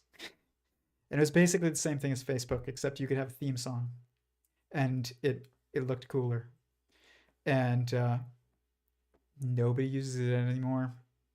Nobody talks about Tom anymore because somebody made Facebook. Somebody will make a replacement for Facebook one day. And what impact on the world did Mark Zuckerberg have? It's like, no, you think he's going to care about that on his deathbed? How many users he had on the platform that he created? He's going to care about his daughters and his children and his wife, and that's, and people who are really close to him, close enough for him to personally impact and know his impact, and permanently impact. You have kids, yeah, permanent impact on them. Like, you are causally impactful on them, and if you get married, you have a permanent impact on somebody's life. Unless it's like a Kardashian marriage where it's like you get married for like 2 weeks or whatever, and then, you get divorced and nobody remembers your name. But like, marriage is meant to be a permanent relationship. Sometimes it doesn't work out, but right now we don't have the goal in mind, defined properly with marriage. The reason why is because love is not defined properly. Like I said earlier, it's like, if philosophy is anything, it's like study of love, of how to of loving, of how to love, essentially. And the study of love, but not the study of love as a feeling, but the study of love as an action. And the study of God's love for us, how we can love God, how we can love each other. It's the study of interaction, but it includes like a how, not even just a how, but like a why.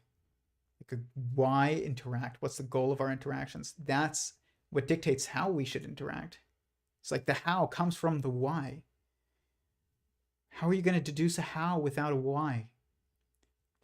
How are you going to create a reasonable society and have coherent nations and unified, at least like meaningfully unified nations, and with good governments, or like better governments? How are you going to have that without recognizing that there's like a goal that we all are subject to, that will be done, that we all have to like get in line with, and get on board with, or else perish, essentially. You can't. And this is causing everything to fall apart. Politics, economics. It's like, what's the point of economics? People say things like, everybody deserves a living wage. The heck is a living wage? Anybody who's complaining is alive. What the heck is a living wage? I'm not saying that there isn't a true question there, or a true statement that we can actually get at, that we intuitively want to state, but we don't know how to state, and so therefore we don't actually have a proper definition. But like, why should we raise the minimum wage? Why should we lower the minimum wage? Why should we have social benefits? Why should we do any of these things in government if there isn't a greater goal to our interactions? Like, everybody deserves a living wage. Why? Why do you even matter if you're just a random, meaningless kind of like accident of the universe, which doesn't even make sense? Every action has a beginning, that in that beginning always starts with a choice. If you see an action and you don't see a choice involved, it just means you're not seeing the whole action. Like, if you're like, nobody chose, where, I don't know, that lightning struck. It's like, no, you're just not seeing the big picture. I'm not saying that I understand it. I'm just saying you don't, and neither do I. But I understand that there is one. There is. It's not even that's not even the right question. It's like, why, lightning strike? But there is an action taking place by the being that we're within, that we call the universe, and it is resulting in certain observable phenomenon within it. And there's a reason that they took that action. I'm not saying they chose that spot for the lightning. I'm saying they chose the action that they took that caused the manifestation of lightning where it did to be perceived. That is true, inevitably. I don't think God chooses where lightning strikes. But he does make choices that result in his actions of his own self that manifest in us perceiving within him physically perceived phenomena. But that's, doesn't need to choose the lightning. Why would he choose where lightning strikes necessarily? I'm not saying he never does. I'm just saying he doesn't normally probably choose where lightning strikes. It doesn't require it. It's that he made some other choice that resulted in an action, or that required an action that results in the manifestation of us perceiving lightning there. It's just interesting that, like, you don't stop asking these bad questions when you have better context. Why did God create a rock so heavy he can't lift it? This is a terrible question. It's a terrible question. It's just, or can God create a rock so heavy he can't lift it? Like, if he's all powerful. It's just a stupid gotcha that somebody thinks is a gotcha, but that's not a gotcha. Because all powerful doesn't mean able to do anything regardless of the logic of causality. It means the most powerful being. That's it. It doesn't mean he can do anything that we can think of, even if it's a logical paradox. It means he's the most powerful being. That's it. It's much simpler than we've made it out to be, where these philosophical questions, can God create a rock so heavy you can't lift it? Oh my gosh, it's a paradox. It must mean that God doesn't exist. Or it means that he's just so far beyond us that we can never understand him in any kind of way that would be relevant to our lives. And so we might as well not even try. Let's just go do ayahuasca. Like, that's not actually the way that God is. He's much simpler than that. That doesn't mean he isn't also much more incredible. He is, but he's also much simpler. All powerful means the most powerful being. It means nobody else's will can override his will. It means his goals will be done. And if they clash with your goals and they're incompatible, it's your goals that will not be achieved, not his goals that will not be achieved. This is like, it's the same thing as, the hierarchy in a company. Like, it's just who has authority. But it's just much more fundamental authority because they are the world that you exist in. Okay, I was close. What are we talking about here, tribes? We are talking about philosophy and the issues with the breakdown in understanding in modern society today, primarily linguistically and contextually, and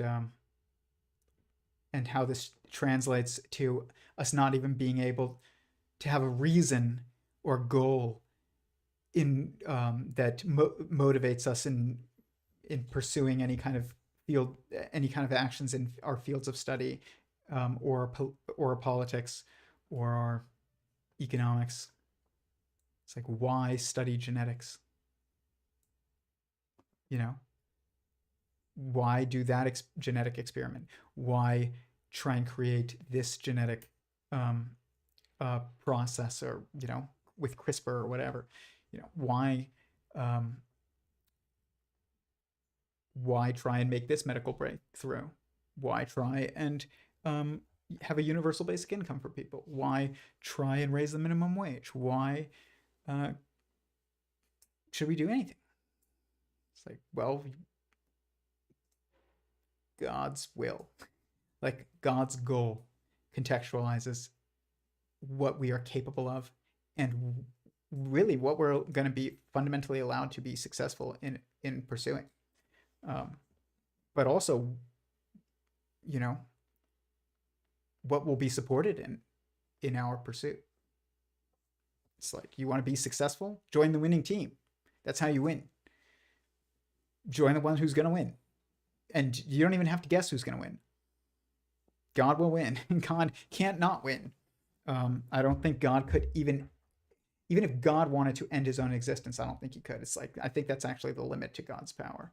It's a much better question than, can God create a rock so heavy he can't lift it? That doesn't make sense at all. We shouldn't even try to answer that question.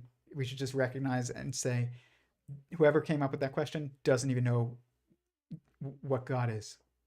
They have an incorrect understanding of the definition of God. And so, but there is a fundamental question there that's actually like being that kind of motivating of that question, which is that, does God have a limit to his power? And he is his own limit. Like, that's the reality. And he certainly has constraints. Like, that their logic wouldn't exist if that wasn't the case.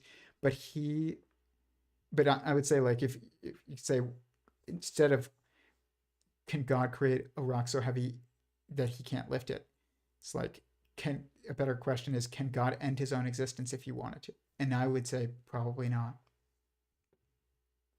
Isn't that fascinating? It's like a much better question.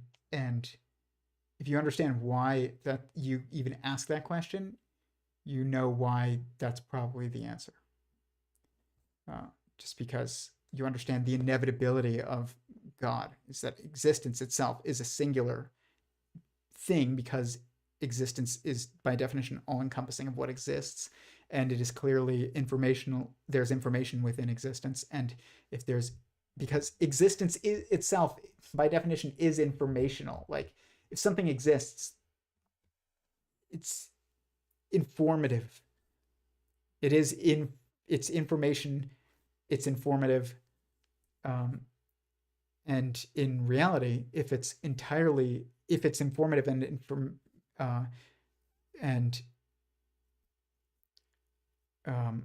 then basically, if it is information, then it is informing of something to someone, essentially. There's like a logical coherence of feedback that's taking place. And if it's existence itself, there's nothing outside of to reference. So it is entirely self-referential, which means like it's self-aware. There is no other way for existence to be fundamentally than sentient, aka self-aware, which means like to be aware of the self is to feel one's self, meaning to have feelings. Emotions are really like the feeling of your own soul, but then there's like sensation feelings, touch, sight, smell, hearing. But emotion, those are not, God didn't have those prior to the creation of multiplicity. And even then, I don't know if I say God has those, but like, those are senses. Those are us feeling information in the relationship that we have. It's us. Those senses, our physical senses or sensations, are us perceiving information that is coming from sources beyond ourselves. And so, but when we perceive information coming from the source that is ourselves, instead of coming from a source that is beyond ourselves, that is emotion. That results in the feelings of emotions. So it's like the true feeling of oneself is emotion. So it's your feeling, your someoneness, your soul, you could say. But it's tough to say, like, when you say, oh, you have a soul, that's really not what it is. It's that you are a soul, is a more accurate way of describing it. It's not that you have a mind, you are a mind. You have a brain, but you are a mind. You don't have a soul. You are a soul. That's it. You are a mind. You are a soul. The soul is just like us understanding, us focusing on the emotive aspect of this single structure that is the someone. We call it the soul. And then when we focus on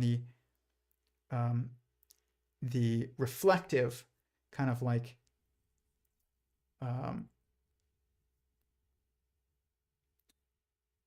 I guess like perceiving structure of someone, you would say they are a mind in that circumstance, but like you are a mind soul simultaneously, just like a coin is heads and tails. You are a mind soul at the same time. You don't have a soul and have a mind. You are a mind and you are a soul. So when people lose their soul, like they lose themselves, that's what that means.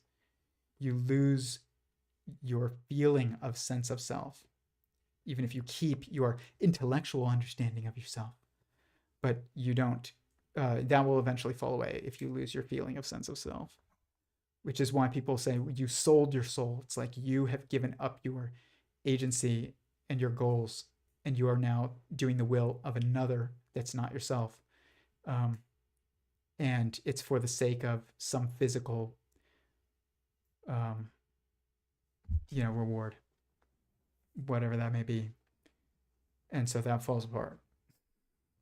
Like it's not that falls apart. You fall apart.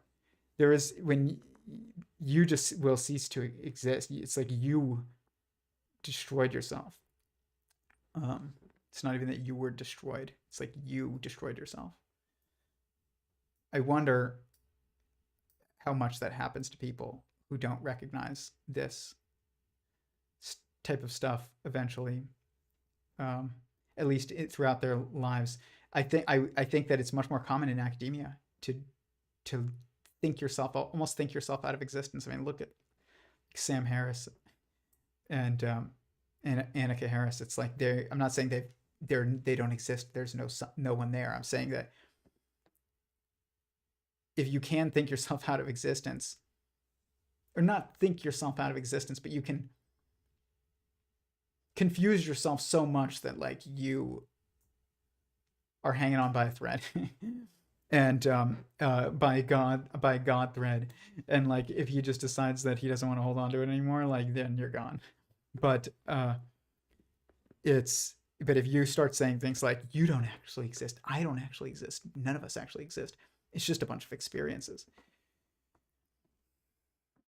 The only thing holding you to reality at that point isn't your intellect or your mind. It's your emotions and your and maybe but certainly at least your physical sensations. But what happens when you lose those? And you've basically thought away every other aspect of your existence, and that the only thing that really like constantly reminds you that you exist, even if it's just intuitively and unconsciously, as is that you feel something when someone touches you, and you hear something when someone says something to you, and you see something when someone shows something to you. But as soon as you cease to exist in the physical sense, and that if that was all that was holding you together, maybe you are gone. And I think that this happens. I don't know for sure, but I think that this is actually happening. This is like an infection within our academia, especially because we have misdefined knowledge. I mean, the true reality of philosophy and the correct fundamental epistemology would basically not undermine, but like reducing the value of the academic system itself, because it is based on secondhand memorization of, other people's writings and things like that. It's not based on your personal experiences. Personal experiences, personal goals, those are soft sciences. But the hard sciences, that's genetics, and economics, even some people might say. I think that these fields are misdefined due to philosophy being misdefined, and our context of our philosophy being removed.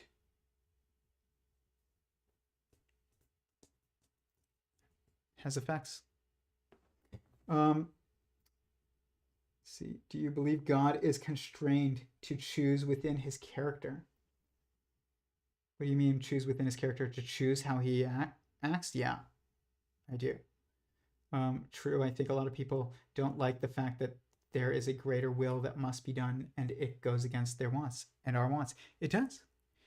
Sometimes it does. And you know what? Too bad. It's I have my daughter, who's I showed some videos of like her learning how to speak and stuff in the last stream, and when we talked about language, and she doesn't understand the greater context of why we do everything that we do for her. Like, she hates when my wife and I brush her teeth. She hates it. She screams and she kicks us and she puts up a fight, and literally I have to hold her legs and my wife has to hold her arms, and like one of us has to try and figure out a way to also brush her teeth simultaneously. And she doesn't know why we brush her teeth. Eventually she will know why we brush her teeth, and she will be grateful that we did it. Same thing is true for God. Sometimes our will is not aligned with God's will, but we should, achieving wisdom is not achieving an understanding of why everything happens that happens. It's an understanding that basically that God understands what's going on, and that you trust that he knows better than you, because that he's wiser than you, and that he's more aware than you, and which he has to be, because he sees everyone at the same time who exists, and that includes like protons and neutrons, which within Sentient Singularity Theory are actually the first beings within the universe, which is actually, I think, the first being. But then within the universe, it's like the universe is the first being that God creates within himself, but it's someone, and it's the creation itself as a someone, and then within that is created like the first beings within that structure, which is protons and neutrons. That's basically male and female, but like the earliest form of quote unquote life, which is, better way of saying this is the first embodied form of sentience within creation, at least. And so, but God is aware of like what those atoms and those protons and neutrons are doing, and what every cell is doing, every person is doing, every lineage is doing, even on a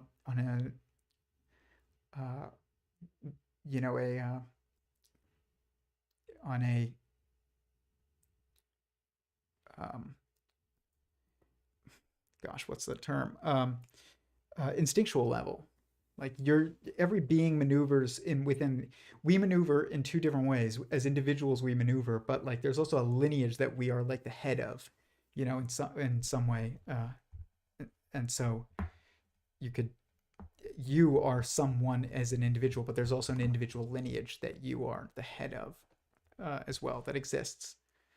And so that maneuvers in time, which really means like within a lineage structure, which means within a replicative structure. And then there's individuals which maneuver within a relational structure, like me interacting with my wife. We get married, we have kids. Now those kids are the heads of a lineage structure. And so like there's a lineage maneuvering taking place, and there's also individual maneuvering taking place simultaneously. It's just two different perspectives of the same action actually, but there's two different ways to perceive structurally what's happening. And so but this like God is aware of what everyone's doing, and so he knows, you know, and he knows the impact of everybody's choices if they make them. So he knows what the impact will be, way beyond what we could ever know. And so eventually, like, being wise is like recognizing that God is wiser than you, is really like what it comes down to. It's not about knowing everything. It's about knowing that there's somebody that knows everything. And sometimes you can know what God wants, and sometimes you can't. Sometimes you can deduce it, sometimes you can't. But you should, if trust that, like, when God's will it doesn't align with what we want, you should trust that eventually one day you will understand why his will is what it is, and that why it's probably best to go along with it. I'm not saying do things blindly. Don't do things blindly. I'm saying if you see God and you see something that you think is his will, but you don't actually understand why, but you do think that it is, not because somebody told you, but because you believe it. Maybe just do it. But if you don't understand, if somebody tells you that something is God's will and you don't understand why it would be God's will, or it doesn't seem like it would necessarily be God's will, don't do it. There's like a number of things in my own life that personally that I can think of that are that fit both of those examples, but I'm not necessarily going to get into them right now. But yeah, this is the same as like my daughter not knowing why we brush her teeth. It's very much against her will every single time. There's never a time yet where she is aligned with us in her will of teeth brushing. At least not a good job. Sometimes I give her the toothbrush and she just tries to do it, but like we always end up taking it in the end also and just like finishing the job. But she hates it at that point. As soon as she realizes it's our will, it's not hers anymore. So, but eventually, like, as children, with parents, if your parent has displayed, you know, a record of successfully loving you as their child throughout your life, eventually you should become wise enough to do what they say, even when you don't really understand or agree with it necessarily. And even when it contradicts with your will is really what it comes down to. It's like you want to go out and stay out all night and go, you know, to a party in a sketchy neighborhood, but they're like, don't. And you don't realize like that it's not necessarily, you don't realize why they don't want you to go there, but you just want to go to the party. You should listen to them. That's why it says honor your mother and father in the 10 Commandments. It's like, it means to listen to your parents when you're young and to take care of your parents when they're old, more than anything else. I've asked myself that for years. What does it mean if you could boil down what honor your mother and father? Does it mean like keep their picture on the wall? No. It means listen to them when you're young, and because they are wiser than you. Like, they definitely are. At least while you're a child. And you eventually become an adult. And that's when you go and you actually start to do adult things. That's what makes somebody an adult. It's not they turned 18 or they turned, 21. It's that they went and started doing adult things. And adult things is like very specific, actually. I think that there are some people that it's a bit more specifically unique. Those people would probably not be attracted to the opposite sex. But if you are attracted to the opposite sex, it's very, very specific what it means to be an adult. Like, it means to go make your own family and get married, essentially. Like, I think that basically, I don't think that we are adults until we get married. And if you're attracted to the opposite sex, if you're not, there's, I don't know exactly what would define it, but it's something where you are taking personal responsibility for supporting that structure of the marriage structure. Even if you're not engaging with it, you are supporting it, kind of like becoming a pastor or something like that. It's like that would be being an adult. I'm not saying you go become a pastor. I'm just saying like some type of committed, like permanently committed, intentionally putting yourselves in a permanently committed circumstance with a goal that is, ongoing and supportive of the maximization and generation of meaning, and which means like people and having a good impact on people, and also maximizing the amount of people that can be impacted. So this is that's like in many circumstances a priest or something for some people, but it could be something similar but by a different name in a outside of a specific theological tradition. But it would be something that is like a permanent commitment to others. That's what it would be. That's what marriage is, and that is constructive, and it's not just self-serving. If you're just paying your own bills does not make you an adult. Okay, it doesn't. That just means I bought things with my own work. It's like, okay, but that's not the work that really matters. Like, the work that really matters is like, are you contributing to the goal of maximizing and generating meaning in the world and all that implies?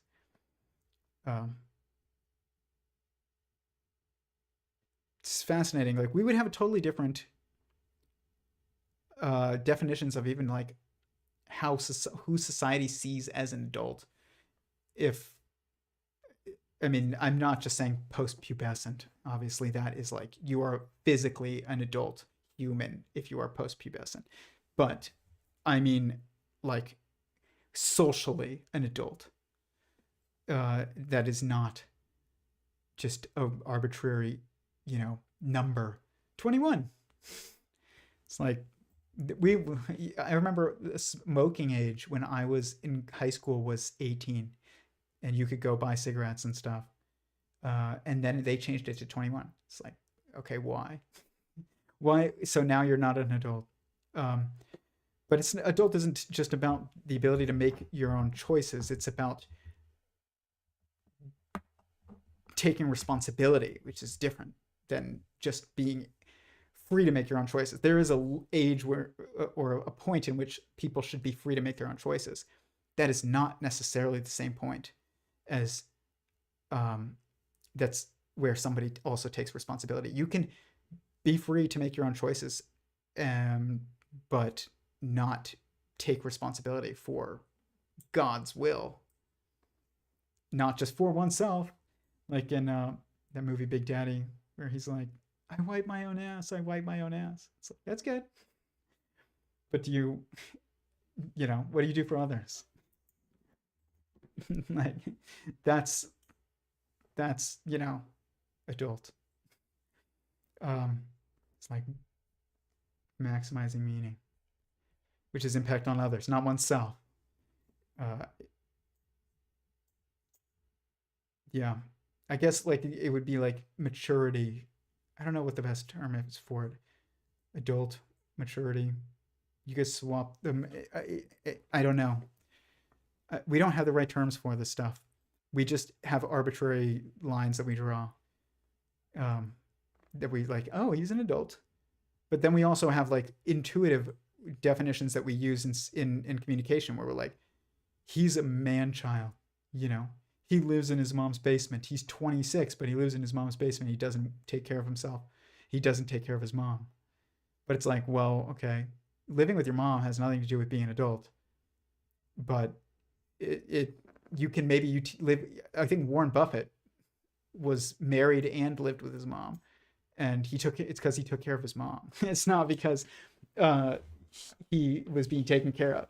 Like so, but something about that means like we feel like going out on one's own and building something fundamental um, and real is like being an adult. And it says in the Bible, even, not here to tell you which religion you should go join or which theological tradition. That's not, I never would do that. But I read scriptures and I find value in it. And it says, you know, a man shall leave his mother and father and cleave to his wife, and the two shall be one flesh. It's like you're coming from one flesh, which is your parents, which are a husband and wife, leaving that structure, building another one yourself. That's not, we don't ever talk about that in society as like a moral responsibility for most people. Not all people, most people. I do think it is actually the most, we all say, oh, did you do your civic duty? Did you vote? Why is that? Do you know why people say that? Oh, I did my civic duty? It's because school told us that it was very important to vote, because it tells us about the history of the struggle of some people to vote. And because we don't actually have a concept, and we're not taught in school, the concept of a higher moral goal that is the goal of a being beyond us, we have to hold everyone's opinions and equal, all humans' opinions equal, which we should, because no one person is better than any other person.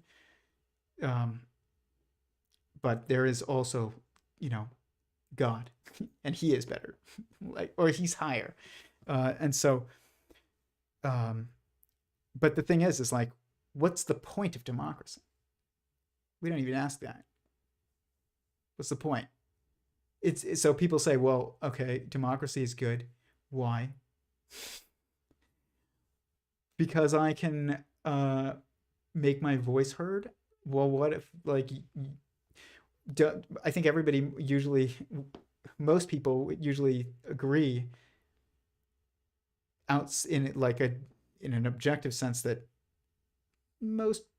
usually the majority is in the ignorance, on a subject, unless it's a subject. The people who you're segmenting off are defined by the niche.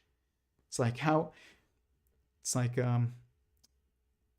if you took everybody in the world and they had to vote on what type of engine you should put, in some car that is being built by the committee of the world, we would probably get a pretty shitty car, because people don't know what they're talking about. If you had a group of people who are fascinated and dedicated to the creation of good cars, because that's what they want to do, and that's their interest, and they're the group who now have to decide what engine goes in that car, in some car that they as a committee are building, they're probably going to build a pretty good car. It's like why Boeing was a really good company when it was run by engineers. Now it's run by managers who don't actually have any passion for building good planes. They have a passion for managing people and making money and pleasing investors and handling PR concerns as best as possible. It's like, you're not going to get a very good airplane. And well, hopefully we'll see what happens. Boeing just was awarded the contract for the United States' sixth generation fighter jet. I'm interested in planes, but I doubt actually a lot of upper management at Boeing is actually that interested in planes. That's not good. We'll see. But this is your group is defined intrinsically. It's about recognizing it. It's like, this is why, I don't let people into the Discord who don't want to. I don't bring people into the Discord who don't want to come into the Discord and who don't try. And by try, you just need to ask me. This is like a fascinating aspect of Judaism, of Jewishness, and really not even just Judaism. Judaism is a tradition of way of life, but like Jewishness is a different thing. Anybody that says what is people say what is Jewishness or Judaism or a Jew is it's a religion and it's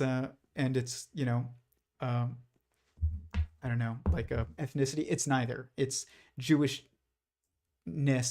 has a lineage component to it, and it's probably even a little bit more complicated than that. But in just definitions, we're not going to get into it.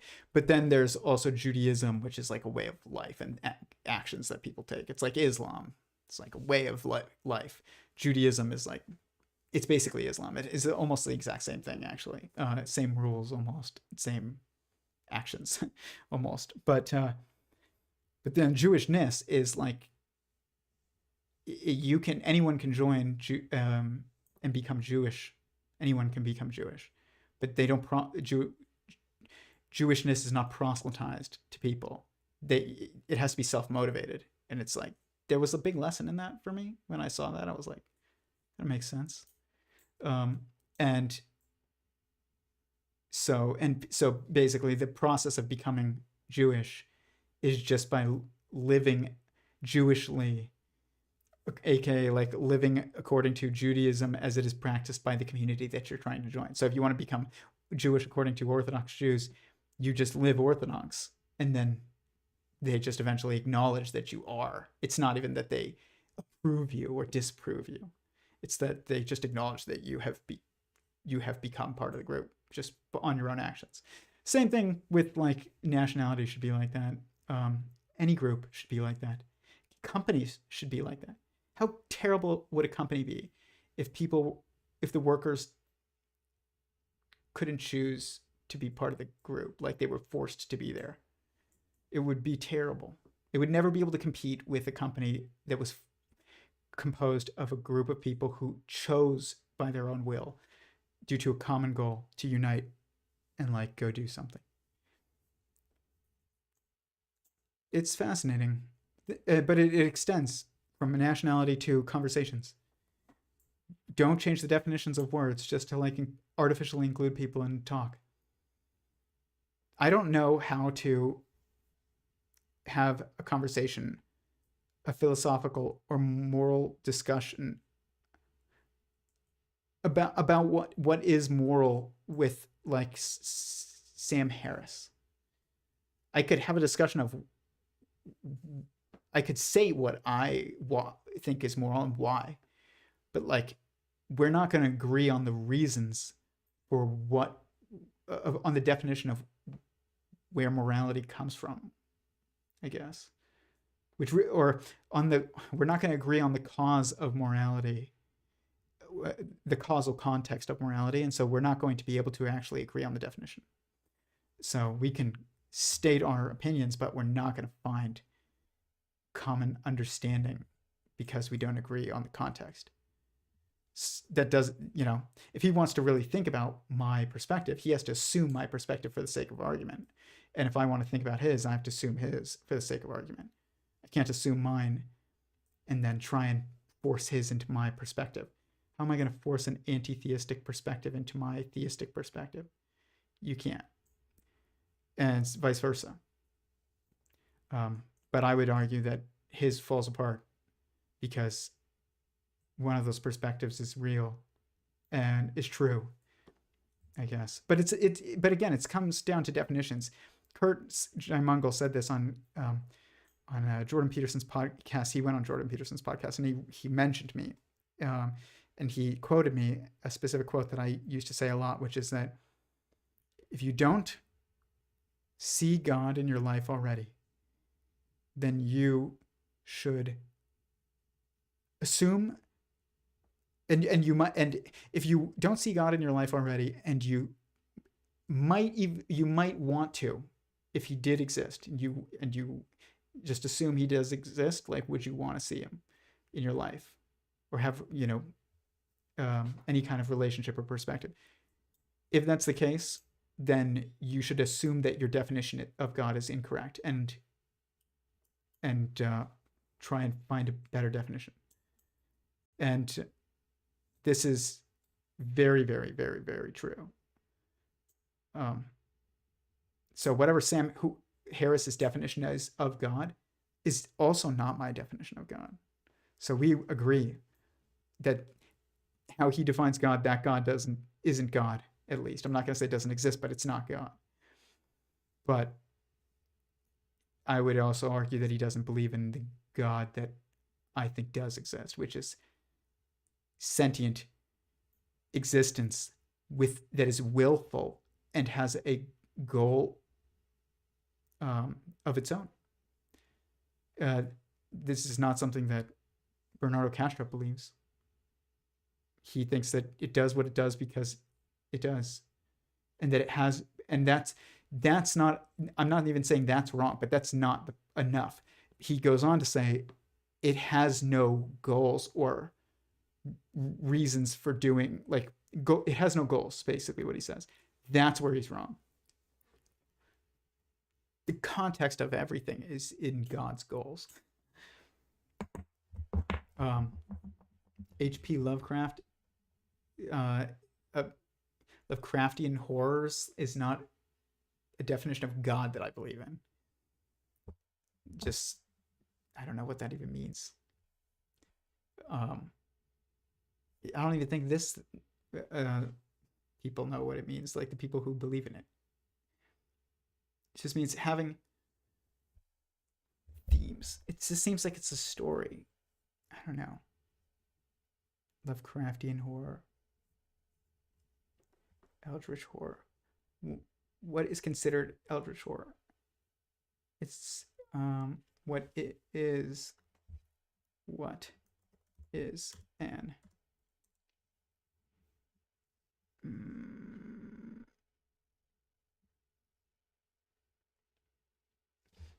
which is eldritch horror? Goblins are eldritch horrors. Yeah, this is not God. Like, this is just like paranormal, meaning like things that we assume exist that are beyond us and our perception and beyond our understanding. It's like, okay, what's the point of even assuming that those things exist? I don't know. I'm not saying that you should not believe that they exist. It just means like you shouldn't even worry about it. Okay. Let's go to the chat, and then I gotta go. By the way, hit the like button if you found this valuable. I know I kind of rambled. There were some things that I knew I wanted to touch on that I know that I'm going to remember as soon as I get off the stream. That happens to me every week. You know how cringe that is? You know how often I get on here and I start talking about like some topic and I have like a point to make, and then I go on a side tangent. I never come back to the point, and I realize it as soon as I get off the stream. And I think about what it must be like to be you guys and see that, and I cringe. Okay. Do you believe God is constrained to choose? Yeah, they say there's no dumb questions, but I would have to beg to differ. Yeah, there are bad questions. Bad questions have no answer, or they are miscontextualized. Like they have no answer within the context that they've been posed. It's like, are you A, a human being, B, sentient, C, composed of cells? Which one is the answer? It's like, how about D, all of the above? You know, like that's a bad question. It's like a multiple choice question that implies like it's this or that. It's like when people say, is it reality, which is just a bad term anyways. It's just not, it's funny because the term reality is meant to imply that which is true. But the term itself is totally unconstrained because anything can be reality as long as it's, real. It's like, well, what do you mean by reality? I mean, things that are real. Okay, you have no definition. You just mean things that are not fake, but like that still includes a lot. What component of existence are you focusing on? Existence is a much better term to use than reality. Reality is also like linked to experience, and the term can be used to mean like, are you experiencing reality, and meaning like, are you correctly understanding, like, is a dream reality? It's like it's a real dream. Like uh that's why it's a bad term when you're talking about it, when you're using it fundamentally. When you're talking about fundamental, you should say existence. But yeah, there are lots of really, really bad questions. In fact, I would say there are more bad questions than good questions. I think that is logically, or you could even say mathematically, inevitable. There are more bad questions than good questions. You could actually probably state that there are a finite amount of good questions that are universally relevant and aren't like specific to your circumstance right now. But there are almost infinite bad questions, actually. Another one is like, do you believe in free will or determinism? How about they are causally dependent concepts? You can't have free will without determinism, because free will just means choice. Like, you have the choice. Do you believe choice exists? It's really what it comes down to, or at least choice of will or choice of goals is really. And so how is, like, the ability to choose your goal and to act towards it is dependent upon a deterministic set of causal instances, like being manifested and being maneuvered. They're not mutually exclusive concepts. They are dependent. That's why nobody can ever answer that question. That should be like the most basic philosophical question. Like, if philosophy was useful and that was a good question, that should have been answered. The fact that it's not answered means that it's not a good question, meaning like there's something wrong with the assumptions built into the question itself. That's what it means to be a bad question. And it also, the fact that we don't know what those are, what the problem is, implies that our fundamental philosophical contexts, assumed contexts, are incorrect, which is one of, the divorce of will from causality, choice from causality, which is, the elimination of God from philosophy. That's what you get. You get questions like, do you believe in free will or determinism? I don't even think you know what that means, what either of those two things mean, if you ask that question at all. It's just, that's a bad question. How did life begin? That's also a bad question. It's like, why can't we answer that? Like, why would we be, like, if you have any kind of developed biological field that has any understanding of what it is even studying, on a fundamental level, you'd have an answer to that question if there was an answer to that question.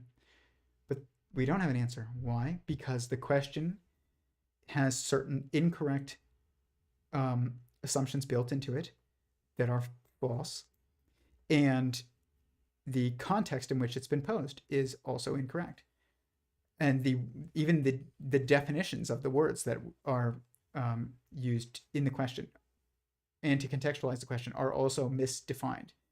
For instance, life is defined. We all know intuitively what the definition of life is At least or what it could be like there's two different definitions that you could go with. Either one is very different from what is taught in schools, which is, let's ask Grok, what is the definition of life? The definition of life is a complex and debated topic, often approached from biological, philosophical, and cultural perspectives. Here's a concise definition. Let's see how concise it is. Life is the condition or quality that distinguishes living organisms from inanimate matter. Oh, okay. That doesn't tell me anything. We know that. Life is life. That's basically what it just said. Characterized by processes such as growth, metabolism, here we go, reproduction, response to stimuli, and adaptation through evolution. In biological terms, life typically involves self-sustaining systems that are organized structures, the ability to maintain homeostasis, and the capacity to evolve over time. Philosophically, let's see what this says. Life may also encompass questions of meaning, purpose, and consciousness, but these are more subjective and context dependent. For example, okay, so the philosophy definition of life, that's more subjective and context dependent, aka not as concrete and hard of a science. It's not as true, is what they're saying, what is being said. For example, some definitions might include viruses or artificial systems, while others restrict life to cellular organisms. There's no single universally accepted definition, as it depends on the lens, scientific, philosophical, or otherwise. Let me give you a lens for the definition of life. True. What is the true definition of life? And I would say there's two different ways to define the term life that could both be true. One of them is useful, one of them is not. That's what Sentient Singularity Theory shows when it comes to defining any word. One definition that makes sense is sentient and embodied in the world, the changed space, essentially. Sentient and embodied. Okay. The other definition is just sentient and not necessarily embodied. Either one of those you can choose between one of those two. Society can choose between one of those two. It cannot choose any definition other than those two. One of those two. And society doesn't make a choice, but we as people in society need to choose one of those two definitions. It can't be any other definition. Understanding anything comes from first principles, comes from first understanding first person first. So you don't look at a cell and say, what is it doing? It seems to be alive, and what is it doing? That's how we're going to define life. You don't even know if it's alive. And you don't have a definition, so how can you know? This is ridiculous.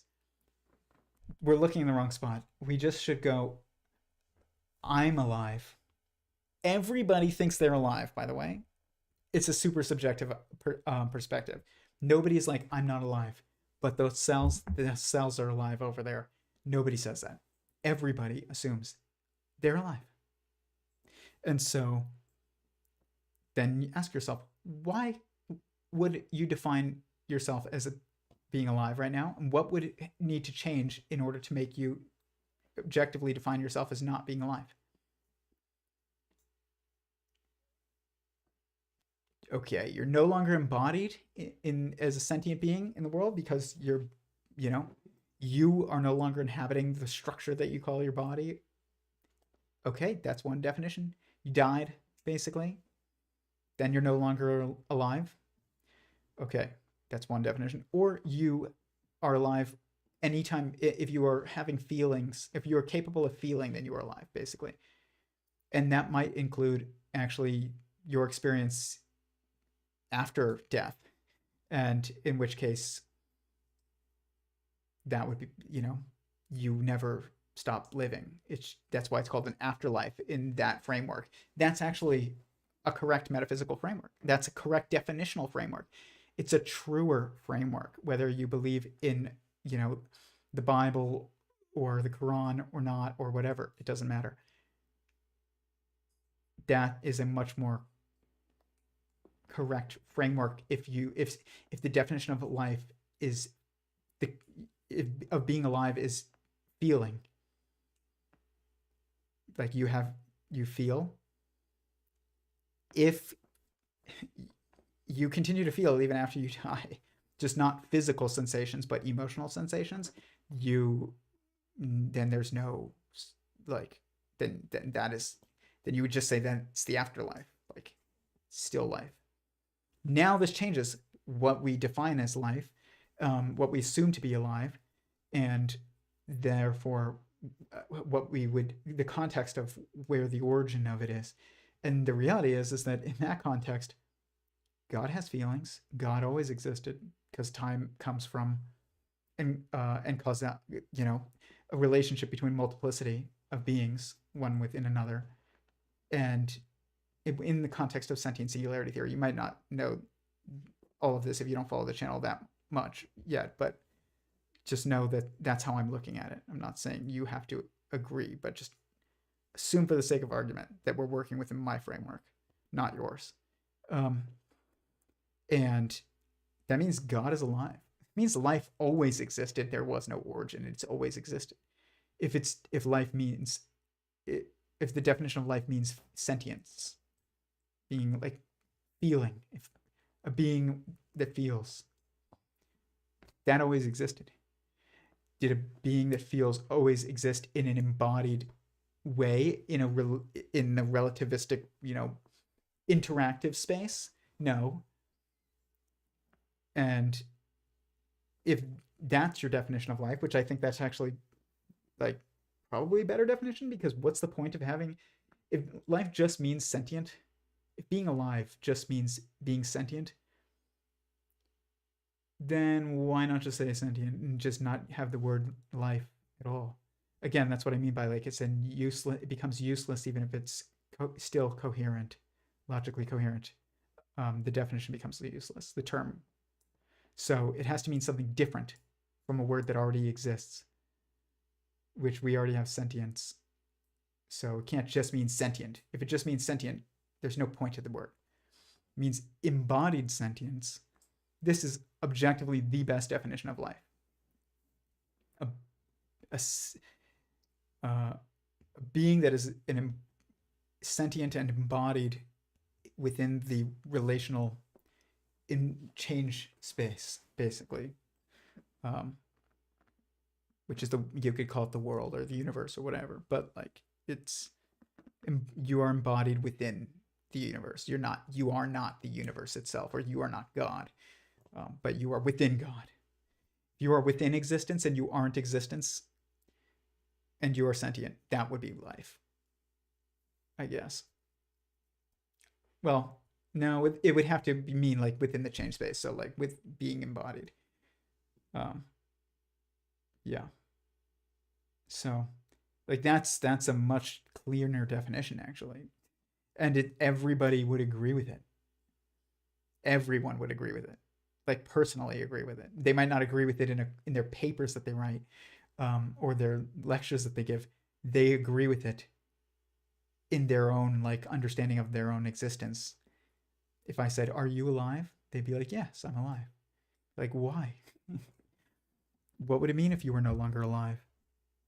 I could no longer make changes, and because I'm, no longer embodied in the change space as a sentient being embodied in the change space. Okay. That's life. So how did that begin? That's actually like a question that goes way back. Actually, you could be like, in sentient singularity theory, it starts with protons and neutrons, or it starts with the universe itself being created by existence, sentient existence within himself. And then within that, it's like, so protons and neutrons. It's like, okay, are assumed to be alive. We can't know because I can't know whether or not even you're alive. I can't even know if my wife is alive, but I assume. I only know that I'm alive. That's it. And you only know that you're alive. So why would you ever go and try and define life by looking at someone that you don't even know if they're alive? You can't know. You can't even know if your own parents are alive. It could be I don't know, an illusion. Everybody assumes consciousness is an illusion, Nobody's assuming like everything else, or they'll assume everything else is an illusion. Like, that's such a terrible term, illusion. There's no, or like, origin of life would happen at like the creation of the universe within existence, or the creation of protons and neutrons within the universe. It wouldn't be like, oh, at cells.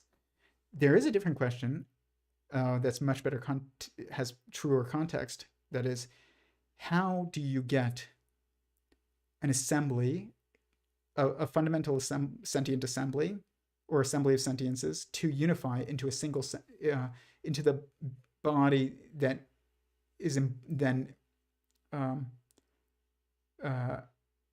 containing of a single sentient being? So like, how does a bunch of sentient cells unify into a single human body that is then embodied by another sentient being? This is a process in sentient singularity theory that is described in our observations, but it doesn't really make any assumptions like that are, or doesn't make any claims, sentient singularity theory, as to what goes on behind the metaphysical curtain of that process. But like, I have my own personal assumptions that are based in like some logic and math, and also intuition, but that doesn't mean I know that they are correct. But what I do know is that, or what I do really assume in sentient singularity theory, or what sentient singularity theory definitionally assumes, is that cells are sentient, and they are an assembly of cells is stacked at a certain point by a sentient being that is described as an organism. It's like, so there was also an assembly prior to the cell, that the cell stacked. What happens in that process? We have to recognize, in sentient singularity theory, we recognize what is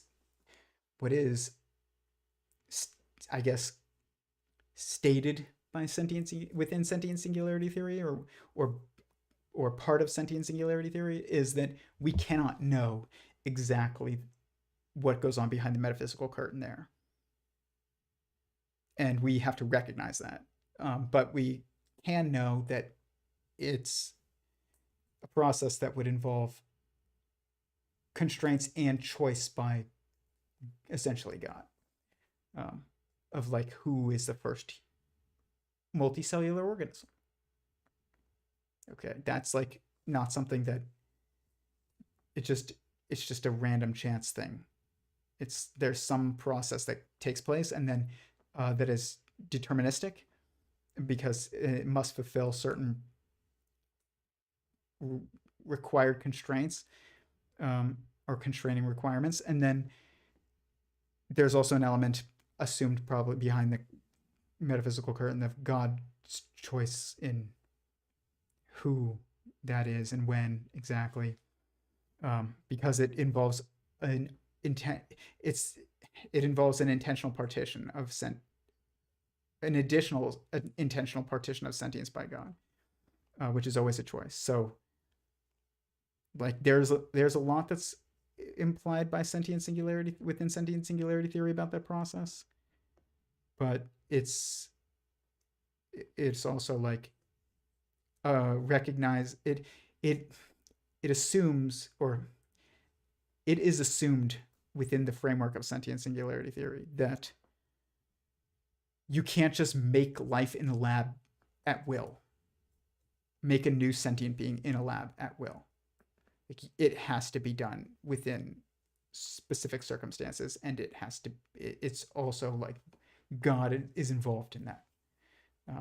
You can't just like take the right voltage of an electric charge and run it through a petri dish, and eventually like a cell pops out of nowhere. Just a bunch of amino acids all of a sudden forms into a cell, and then you just run the right amount of electricity and fairy dust, and then all of a sudden, I don't want to say fairy, I'm trying not to be too belittling, but right amount of whatever electricity and right combination of chemicals poured on a cell, and all of a sudden you get a bunch of cells, and that just all of a sudden they form a multicellular organism that actually is the body of a single sentient being. Like you can't do that in a lab. That is assumed by sentient singularity theory. You can create the conditions, and God can choose whether or not to embody to ensoul the body that you constructed. If you have constructed an embodiable or an ensoulable body, but it doesn't mean that it has to happen. It just means there are certain requirements that must be physically fulfilled, and then all of a sudden, like, there's also like God's choice, and they're both part of that. You don't even ask the question of, like, where did life begin? Where did cellular life come from? It's not even a question that is asked within sentient singularity theory. It's a framework. The framework gives the context of that process as up until the point of God's will. And at that point, it's just his will. Like, well, there's nothing else to include. When he makes a certain choice, he makes a certain choice. When he doesn't, he doesn't. Just like you.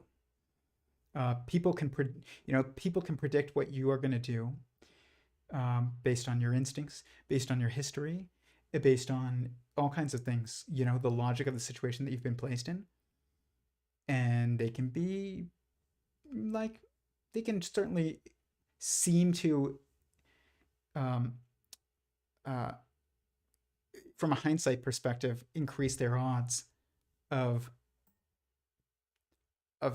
correctly predicting what you do. But ultimately, if that circumstance is a circumstance in which you perceive the choice, a specific choice that you can make, it's going to come down to your choice. You might be more likely to choose something in a certain situation because that choice makes more sense. But you could just throw everyone for a loop.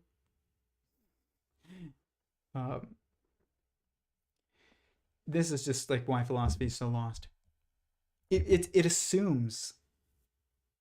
We turn to philosophy for the definition of life, and it tells us that there's a philosophical definition and a biological definition, and a cultural definition, and these are different, and that biological definition of life is actually the hard one, even though it's literally just a arbitrary list of assumptions, of an arbitrary list of attributes, of observed attributes about structures that we assume and don't know are alive, and we don't even have a definition for that.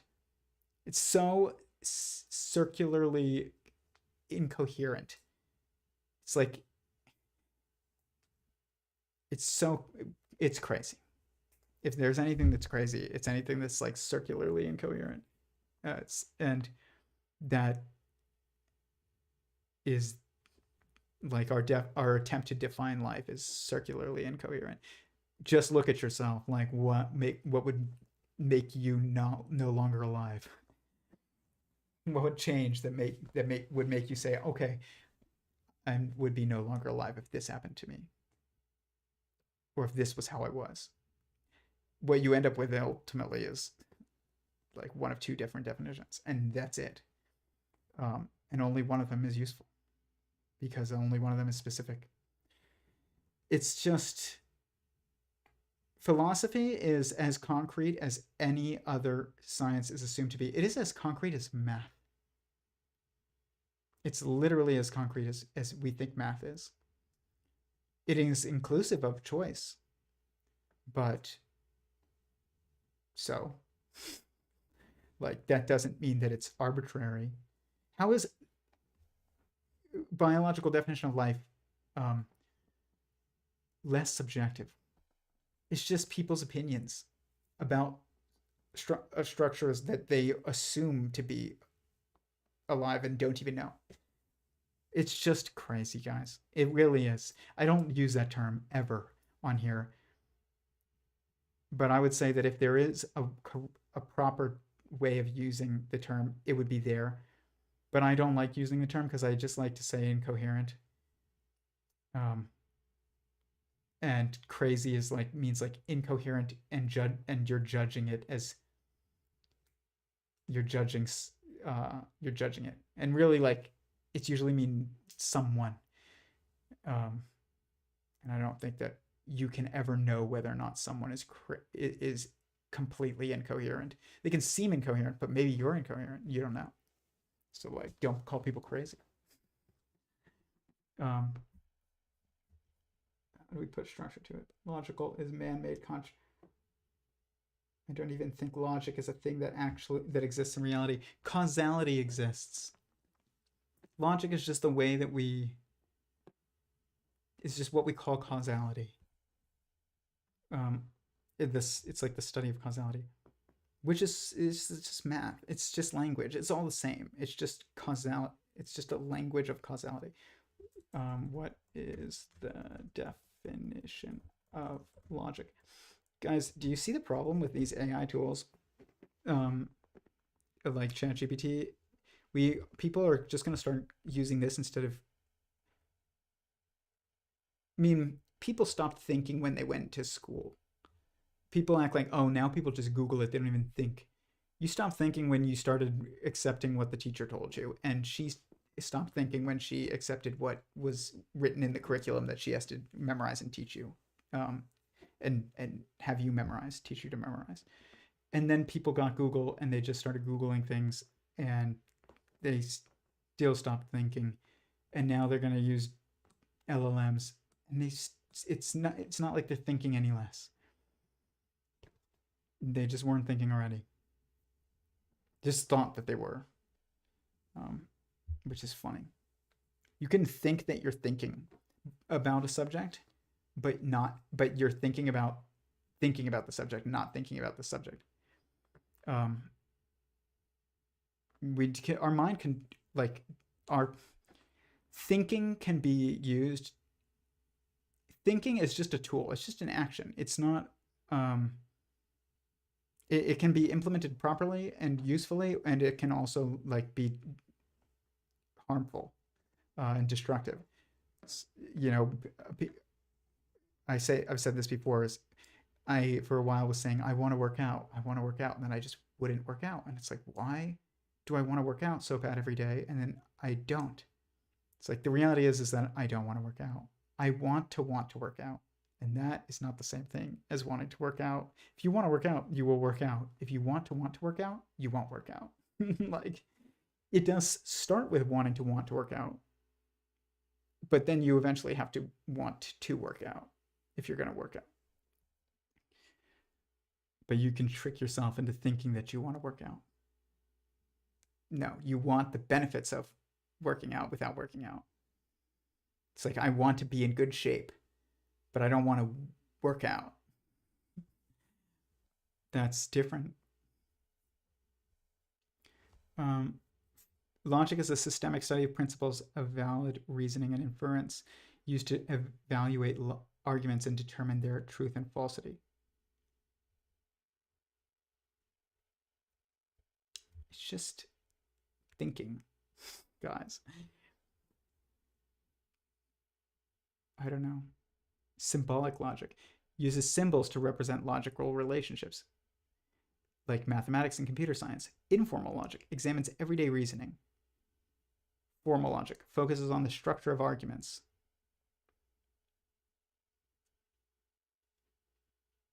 No. The logic of thinking itself is that you must prioritize first-hand experience above second-hand information, always. And that you must assume that the truest thing that you know is that you exist, and that the nature of what it means for you to exist is part of the nature of existence itself. That's the logic of thinking. There's nothing logical about looking at a cell and being like, I'm going to say that that's alive. Because it seems like it. And what is it doing? It's replicating, consuming, excreting. It's got a metabolism.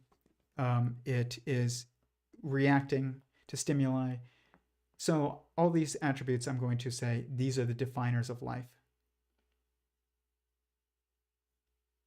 Why would you do that? That doesn't make any sense at all. You don't even know whether or not that cell is alive.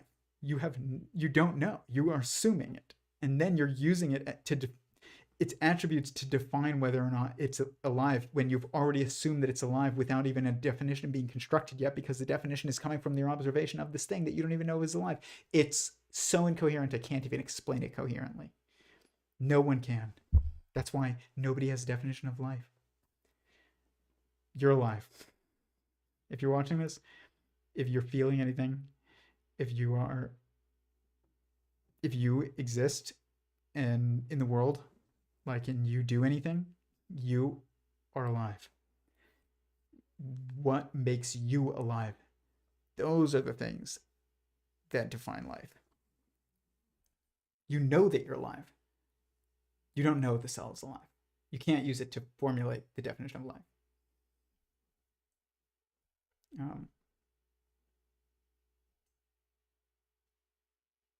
Yeah. In essence, logic is the framework for clear, rational thought, widely applied in philosophy, mathematics, computer science, and everyday decision making. I don't think that it makes sense to have a field of logic, or like a study to study logic. Like all these different logics, symbolic logic, and philosophical logic, and informal logic, and formal logic. I think that this is an illogical understanding of logic.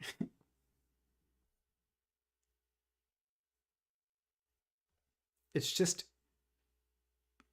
the causality exists. Like what? Like why? That's all it means. When you lose your soul, you lose your mind. Yes. When you lose your soul, you lose yourself. Well, another way of saying I realize the fact we don't know everything, and we need to be humble state of willingness to learn. Yes. Is a big issue with individuals, and then being able to grow is the point in which they think they know it all, and they are unwilling to take advice or guidance from others. I'm not just saying you should take advice and guidance from others. I think that I really truly believe. By the way, first of all, let's define humility. Humility should basically, the best definition I've come up with is that it is honesty with oneself and about oneself. Honesty about oneself with others, and honesty with oneself about oneself. That's humility. It just means like honesty in the context of the self, like about yourself and with yourself. That's it. And there's this lesson in scripture again about, humility, where it says in the Torah, that Moses was the humblest man in the world. But what's funny about this is that Moses is attributed as the person who wrote. I mean, even if it's transcribed from God, however you want to put it, but he's the one who is assumed to have written down the Torah, or at least the first 4 books of the Bible, which is, most of the Torah. The Torah is the first 5 books. But so if that's the case, I mean, actually, he's assumed to have written all of the entire Torah, which is the first 5 books. And in theology, it's like God wrote the first 4 and Moses wrote the last one. But he transcribed it all. So, like, physically, Moses wrote it. What's funny is that means Moses wrote down, Moses is the humblest man in the world. It means this guy in the third person wrote that he was the humblest man in the world. How do you claim to be the humblest man in the world, even in first person, if you said, I'm the humblest man in the world, let alone write it in the third person and into a text, and still have this text be assumed to be true, like super literally true, which is what I say scripture is. It's like beyond historical, it's like historically true to some degree, metaphorically true, prescriptively true. It's just true on multiple levels. That's what it means to be super literally true. And that's what scripture is meant to be. Whether you believe it or not, doesn't matter. Just know that the people that believe in scripture, that's what scripture is assumed to be. How can that be true if he wrote it? Can the humblest man in the world even say publicly that he's the humblest man in the world, let alone say it in the third person? And the solution to this is, if it's true, if what he wrote was true, it's true. That's it. Like, if he was the humblest man in the world and he was transcribing God, what he interpreted as God's word, um, which means like he's got to refer to himself in the third person because he thinks he's not writing it, he's just transcribing it. Then he really was the humblest man in the world. Then he's got to write it, even if he wrote it in the first person. If he is the humblest man in the world and he thinks that's important to say it, he should say it, and he can still be the humblest man in the world and say, "I'm the humblest man in the world," only if it's true. But what this means is that humility is not about this fake posturing humility that we have, where we see politicians, and it's like Barack Obama will be like, oh, I'm not. It's I may have achieved a little bit of success in life. It's like, okay, Mr. President, but to be self-belittling for the sake of like, I don't know, not offending people in the audience that may have low self-esteem. Like, that's not humility. If you are confident, you have to be honest about it in anything, and in order to be humble. And so, I will say this: I think I am definitely 100% one of the best philosophers in the world. I'm probably the best that I've seen so far. I'm not saying I'm the best that ever will be or ever has been. I don't believe that. But right now, I don't see any people who are philosophers in the public space who are as competent as I am philosophically, and who have a framework that is as coherent as mine. I just don't believe that. I say that completely humbly and completely because it is completely honest. I also don't think that it's because I'm so smart. I think it's just because I had the right perspective to be in the right spot to perceive this. Like, I don't think that I was just so smart to come up with it. I didn't. Like, I went from not being able to do this at all to not being able to not do this. That means I can't take that much credit. And as a philosopher, and especially in philosophy, is kind of the study of perspective. It's like, you kind of have to realize that, like, whether or not you're the best philosopher in the world, like, it actually is not about you at all. It's about like your circumstances that you exist in, allowing you to perceive whatever it is that's allowing you to perceive so much. But I say that, the reason why I say that is, even though I believe that, I don't think you should just take my word for things. So don't just take people's advice because they give it to you. Even if you do think that they're the best philosopher in the world, if you don't understand why they think something, do not assume that they're right at all. Just, not saying you should assume they're wrong. Just don't make any assumptions about it, and like, don't focus on that thing at all. So don't take my word on any of this if it doesn't make sense to you when you hear it. And if you do hear it and it makes sense to you, then you're not taking my word for it. Don't just take my advice. But I will give my opinion. Get married. It's the most important civic duty that you have, actually, if you're attracted to the opposite sex. And it's probably like the most objective definer of like an adult. And it's the way to maximize your meaning.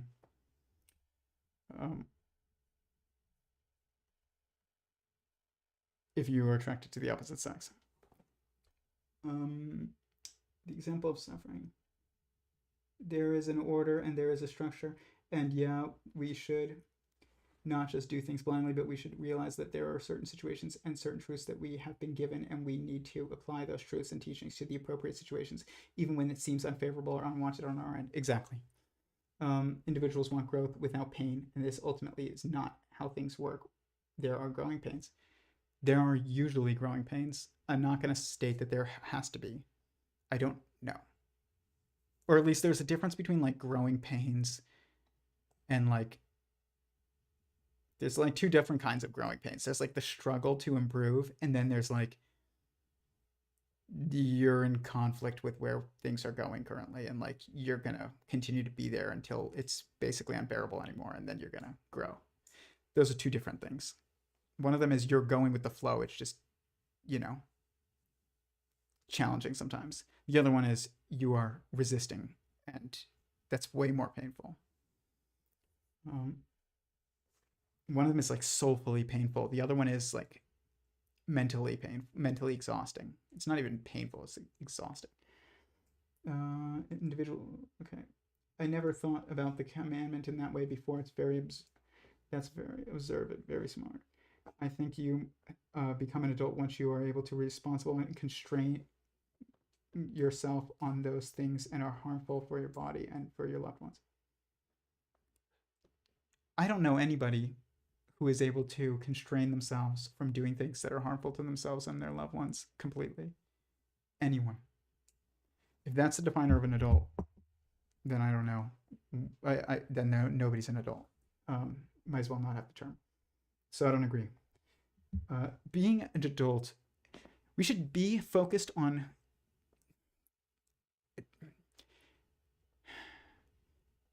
an anti-ideology is not constructive. Saying being an adult is restraining from doing certain things is not the case. Being an adult is about doing certain things, not doing certain things. What if a baby is born and it never does anything bad ever in their life? When are they an adult? Like, imagine they never sinned.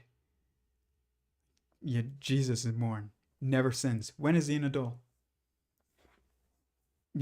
I mean, this is like gonna branch into a theological talk that's like religious, not just like philosophical.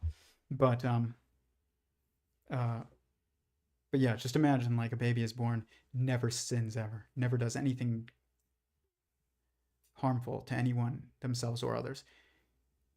There's no line there of an adult then. Like, we should try and focus on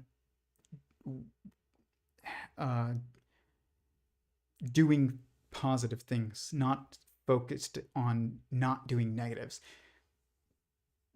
You should not sin, but like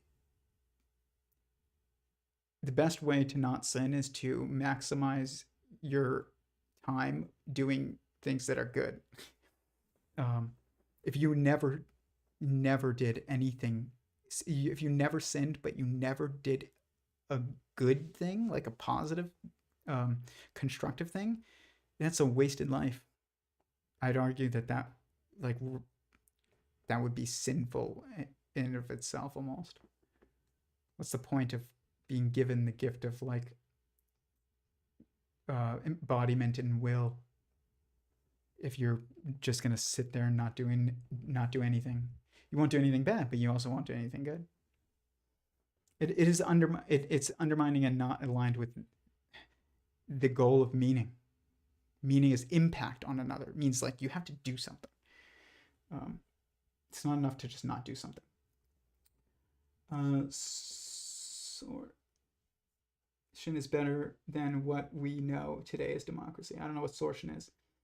I don't know why, but your initial interactions with the AI is funny nowadays. I consider any machine that has any recent updates to basically just be an AI agent.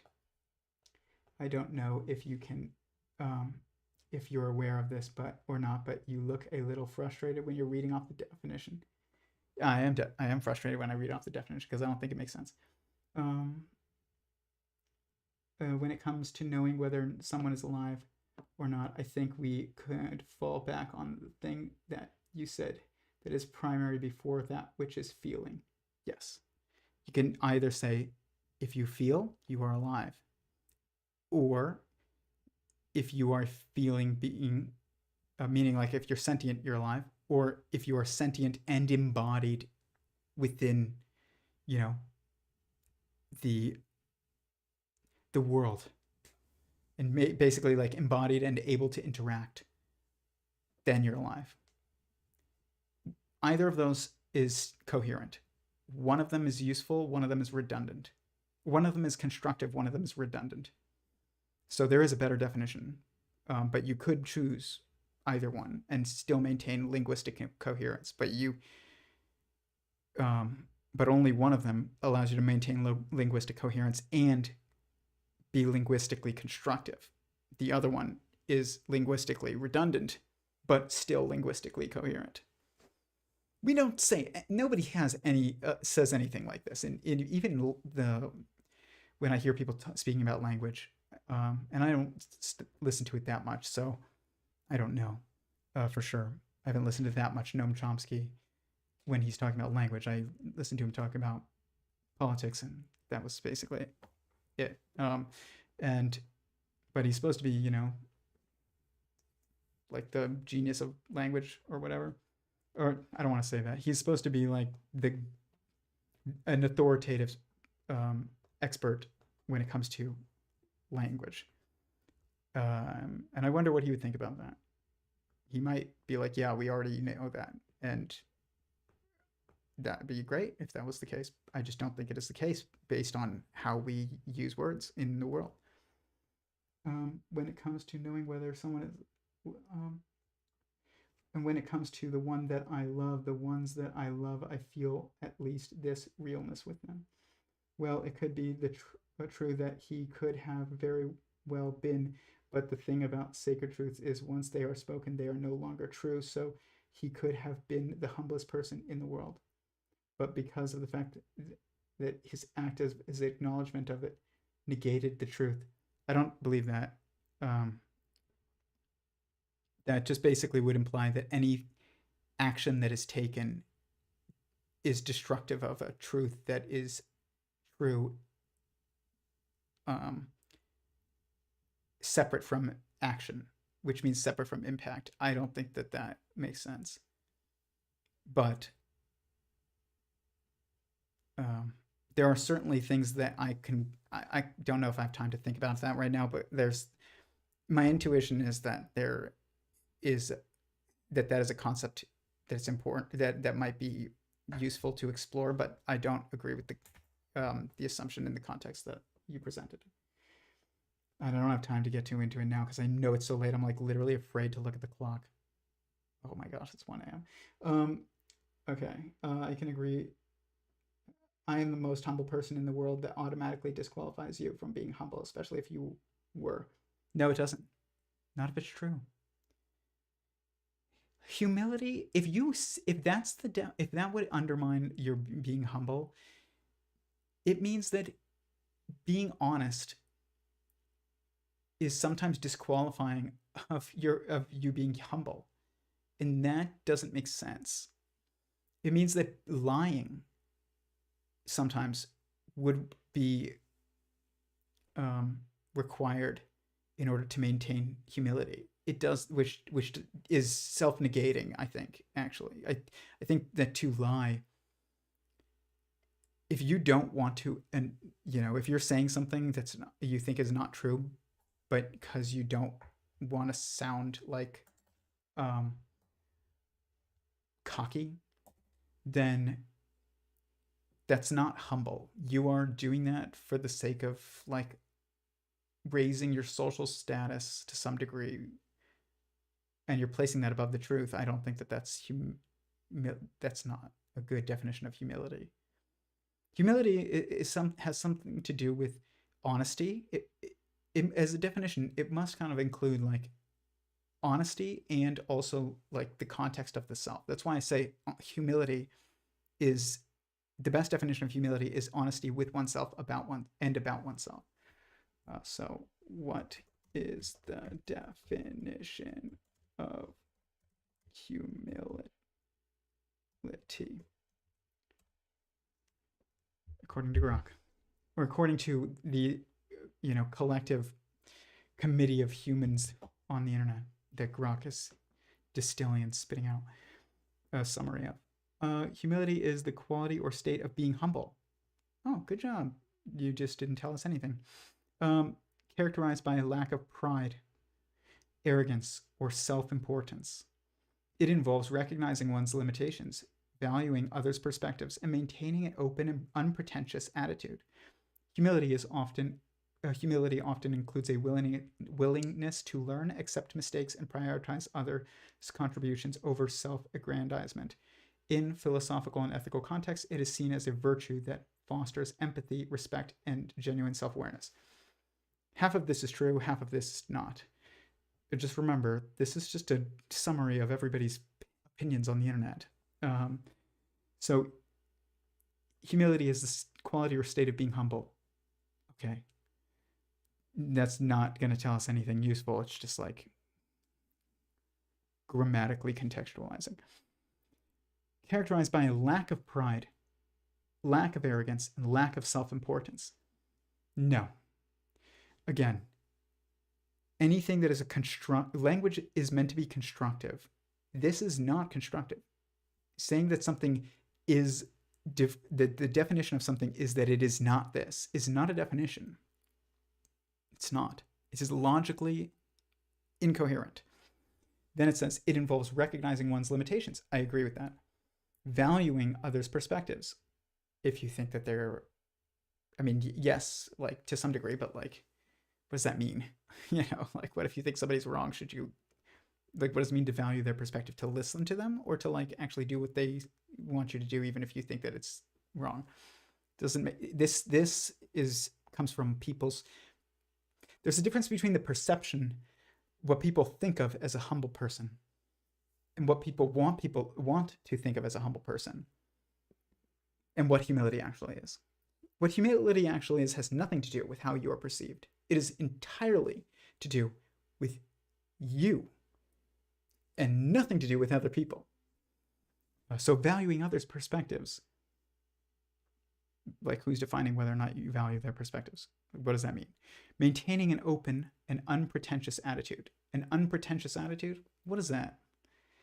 I think many people think I have an unpretentious attitude. I know people who have heard me talk about my work, and they think that it's pretentious of me to think that I can even try to tackle some of these problems without a PhD in physics and math. Like, okay, I think that's kind of a pretentious attitude, actually, that you need some piece of paper in order to be deemed legitimate and taken seriously. That seems pretty pretentious. But more importantly, it doesn't seem relevant. What matters is, are you right? And there's no qualifiers of like, there is no accreditation that qualifies people to do things that have not been done before. There's no qualifier that makes you ready for a job that you have not yet done. Ever. You become ready as you do it. Like and it involves like a precondition is that you think you can do it enough to give it an honest try. If you don't, then you literally have already failed, because you can't even possibly succeed. You have to like I once worked out the mathematics of, I think I've worked out kind of the basic mathematics of like cosmogenesis, like the meta mathematics, I guess you could say, which is like, sounds like an insane state. But I used, for years, even after I started doing this project, it wasn't called Sentient Singularity Theory, but I knew I was doing some philosophically like, I don't want to say like, just,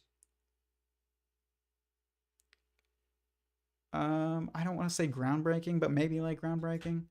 It's like novel and constructive things, and fundamentally novel and fundamentally constructive things in like regarding some philosophical models.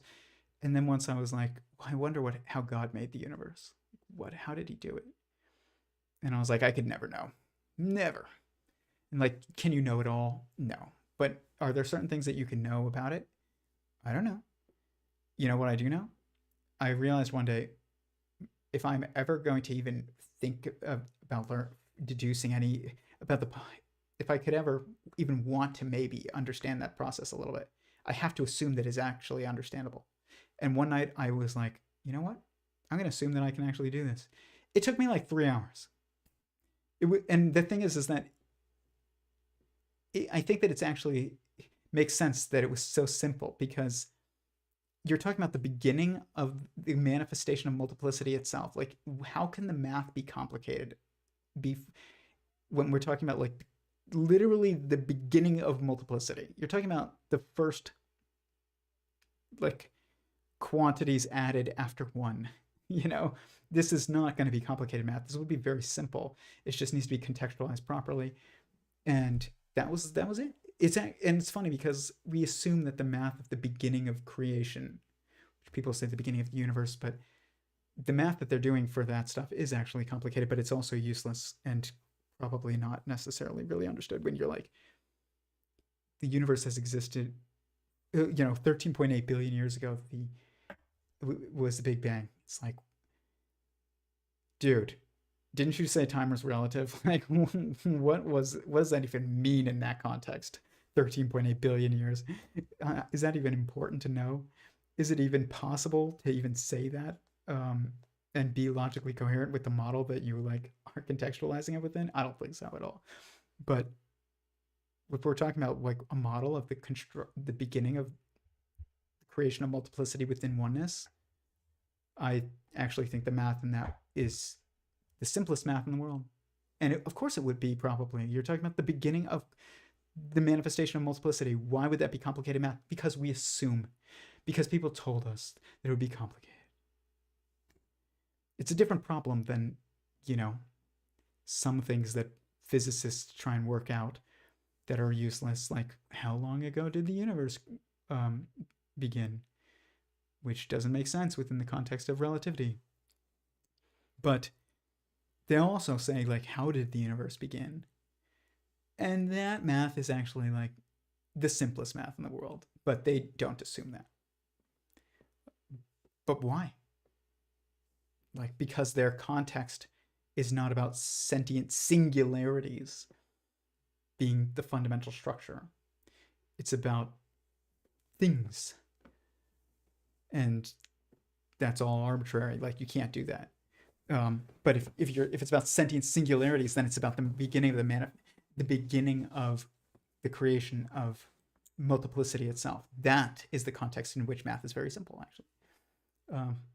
But was it humble of me to assume that I could like do the math of like mathematically deduce some of God's constraints when he was creating multiplicity, or aka like the universe or whatever you want to call it? Most people would say, no, that's not very humble of you, Tyler, especially without a PhD. Guess what? There's no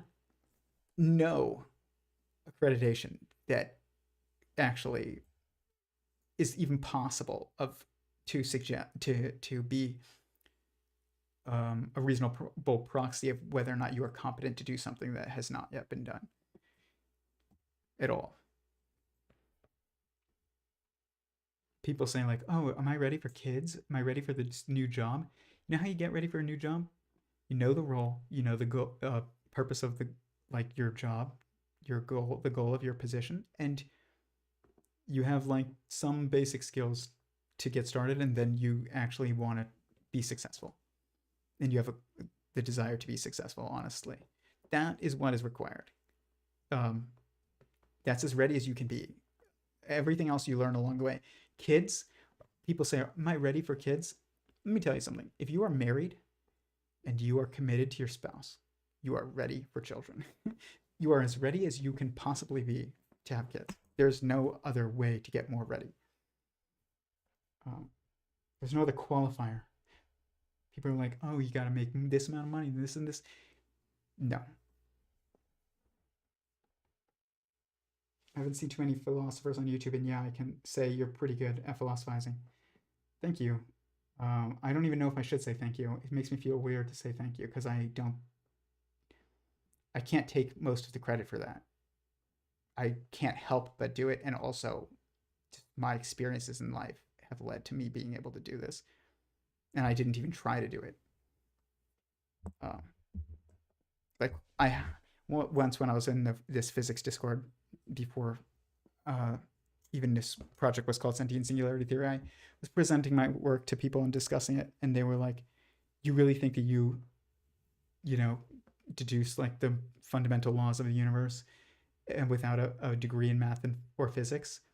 And I was like, you don't understand. I did this and I wasn't trying to do this. And I was being humble. Like, I was being honest. I was just trying to find out, is AGI going to be a benevolent or tyrannical ruler? Like, that was the point. That was like the thing I wanted to know. And it led down a long road to sentient singularity theory. But that was the initial thing. That's all I wanted to know. And it was for selfish reasons. I didn't want to be ruled by a tyrant. Not that I thought I could do anything about it. I just wanted to know whether or not it was coming. And uh, and so I explained to them, well, if like my goal was to understand mind, and you're in, and we are minds inside minds, then actually, yeah, like that's how you would deduce the fundamental rules of the universe without trying to do that. You were trying to do something else. It wasn't that I wasn't trying to do anything. I was trying to do something else. But it just turns out that what I was trying to do is also actually the same thing as what people think like physics is. And they were like, they were so pissed that I said, "Oh, not only did you do this without a degree, you did this without even trying." That's they have a perspective of what it means to be humble, and they're like, "He says he didn't even have to try." No, no, no, you don't understand. I'm saying I stumbled on it. That's what I'm saying, and I'm saying yes, it's also possible to stumble on this if you understand what's going on. Uh, I didn't stumble on an understanding of mind. I intentionally sought out to do that, but I just didn't think about us being inside a mind at the time. And then I realized things were lining up with physics. That's not an like that's about as humble as you can. I don't know a more humble way for that to happen. It's like, you know, um, what should I just? I worked so hard, harder than anyone. I went to the best school, better than any other school, Harvard, and I got a PhD, and I had the best thesis, and I had the best teachers, and I also have the highest IQ, and I worked the hardest, and that's why I created the theory of everything. That's not very. That doesn't like it. Does that sound humble? Um, all life is sentient per se, yet serenity is the fruitage and forage of wisdom, aka philosophy. I don't know exactly what you mean. No, not any actions. Just it's just intent behind actions. To lie and to conceal are two different things. We are not obliged to reveal everything to everyone. I agree with that. Some things are meant to be private, and uh, intimacy is an important thing in relationships, and that does require specificity, meaning like not everything is meant for everyone. That's definitely true. Humble means hopefully selfless. It doesn't mean selfless. It just means honesty about oneself with oneself. Nobody is selfless. No one. No one. I don't even think Jesus was selfless. I think like it's like he gave his life so that all of us, could uh be saved. Okay? Maybe. Is he also going to be king? If you believe that, then you also believe he's going to be king of kings, forever. I'm not even going to try and judge whether, what his intentions were. It could be both of those simultaneously. There's nothing wrong with recognizing that you benefit from helping others. Like, you should benefit from helping others, actually. I don't think that anybody is selfless. I don't think God is selfless. I don't think I'm selfless. Um, at all. Like, even if you sacrifice yourself for somebody that you love, like, that's not even a selfless thing. It's because you love them. If you sacrificed yourself for somebody that you didn't know at all, maybe that's selfless, but it also seems reckless.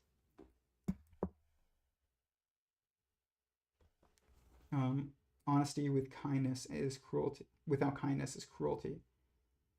Honest and kindness without honesty is manipulation. Yes. Actually, like, they're self-defeating. Like, you can't actually be kind without being honest. If you're being dishonest, you're not being kind.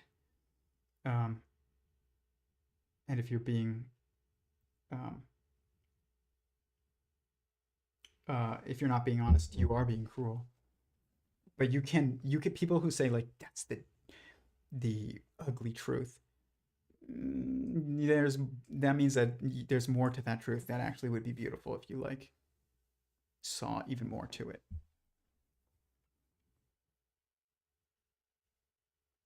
That is a keyword then. Self-aggrandizement. Where do I find interesting? Okay. I'm going to drop it already, but I'm just going to say this, and that's it. Why did Moses have even mention that he was the humblest? Because God said he had to. That's why. It wasn't his choice. That's what you have to assume. If you're going to assume any of this, then you have to assume all of it. And so God told him to write it. What are you going to do? Say no? I don't want to do that. That doesn't seem very humble. Refusing God does not seem very humble. Yeah, academia will definitely get people very pretentious. I would say it's part of the whole psychological and social manipulation that is directly tied to gatekeeping. Yeah. It's just when people don't really realize, when people don't think, it's that they value the perception of expertise more than they value actually competency, and that could be due to ignorance, and that they've confused the two and they don't even realize it, which I think is actually most of the time. But sometimes it's due to intentionality. Like, they know that they're not competent, but they don't want people to know. But most of the time, I think they don't even realize that they're incompetent. They don't know what it means to know anything. They think that it means to, like, memorize facts. I have no idea how the math would be complicated. Yeah, it wouldn't be complicated. The math of the creation of multiplicity, aka the creation of the universe, is not complicated. It is the simplest math. It has to be the simplest math. Think about, like, the logic of that. Like, it would have to be the simplest math. You're talking about the creation of multiplicity. How do you have complicated math without multiplicity? You can't. I have no idea how. As simply put, it just needs to be contextualized properly. Those are very powerful words. Yes, context is information. Trivium, rhetoric, grammar, logic. I don't know what that means. You're making some good points when you're talking about the age of the Earth or the universe, the relativity of time. So many good points you're making today. I have not considered some things. Dude, you and me both. Like, this was most of what I'm saying today is not what I would have said 10 years ago. It would have been very different. I had very different perspectives on everything. Everything. And it changed like that because I had a shift in perspective that was fundamental. Like, I realized sentience, like, existence was sentient. Like, I was a cell inside a body. I wasn't just an emergent, accident floating in a sandbox with no creator. Like, it was just, I had a shift, and if you have a fundamental shift in perspective, it just cascades and it just impacts everything because everything else is built on it. So everything changes immediately. If you have a fundamental shift in perspective, the very next time that you have a thought about a subject that you had not, that you're thinking about for the first time since having this shift in perspective, but that you thought about even a week prior to the shift, you think about it, all of a sudden you realize, like, you have a different opinion and a different perspective on it. And it's like totally different. It's totally new because it has to be. if thinking is constructive, it means like this piece is built on this, which is built on this, which is built on this, which is built on this. If you pull the rug out, everything will move. And I had the rug pulled out on me. I was very wrong about the fundamental nature of existence. And if you're wrong about the fundamental nature of existence, but then you change and you get it right, like you're gonna have a very different like shift. That's what happened to me.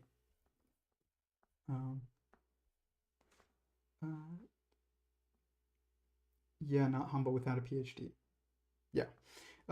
Yeah, you're not in just some random void of chaos and blackness. It's just going to burn out one day. It's way more complex and meaningful and designed. You were intentionally created. I was intentionally created. We were all intentionally created. Even mosquitoes were intentionally created. I don't know why, but God decided to do it in his wisdom, not in mine. I wouldn't have done it if I was God, but I'm assuming he had a reason. That's one of those things where, like, wise of me to assume that mosquitoes should exist, even though I don't like them. Because God made them, and if they shouldn't exist, he would not have made them. Anyways, I'm glad that you are here. I'm glad that you are here. I really do mean that. I'm not going to Lex Fridman it and be like, I love you. But I'm really glad that everybody who is here, and I know this was longer than I was expecting, per usual, but I appreciate everybody being here.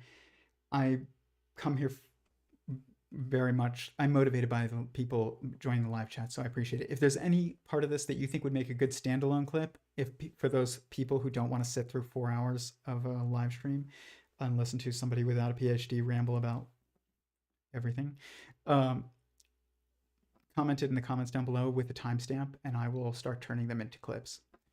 Thank you, everybody. Please hit the like button. Peace. Get some sleep.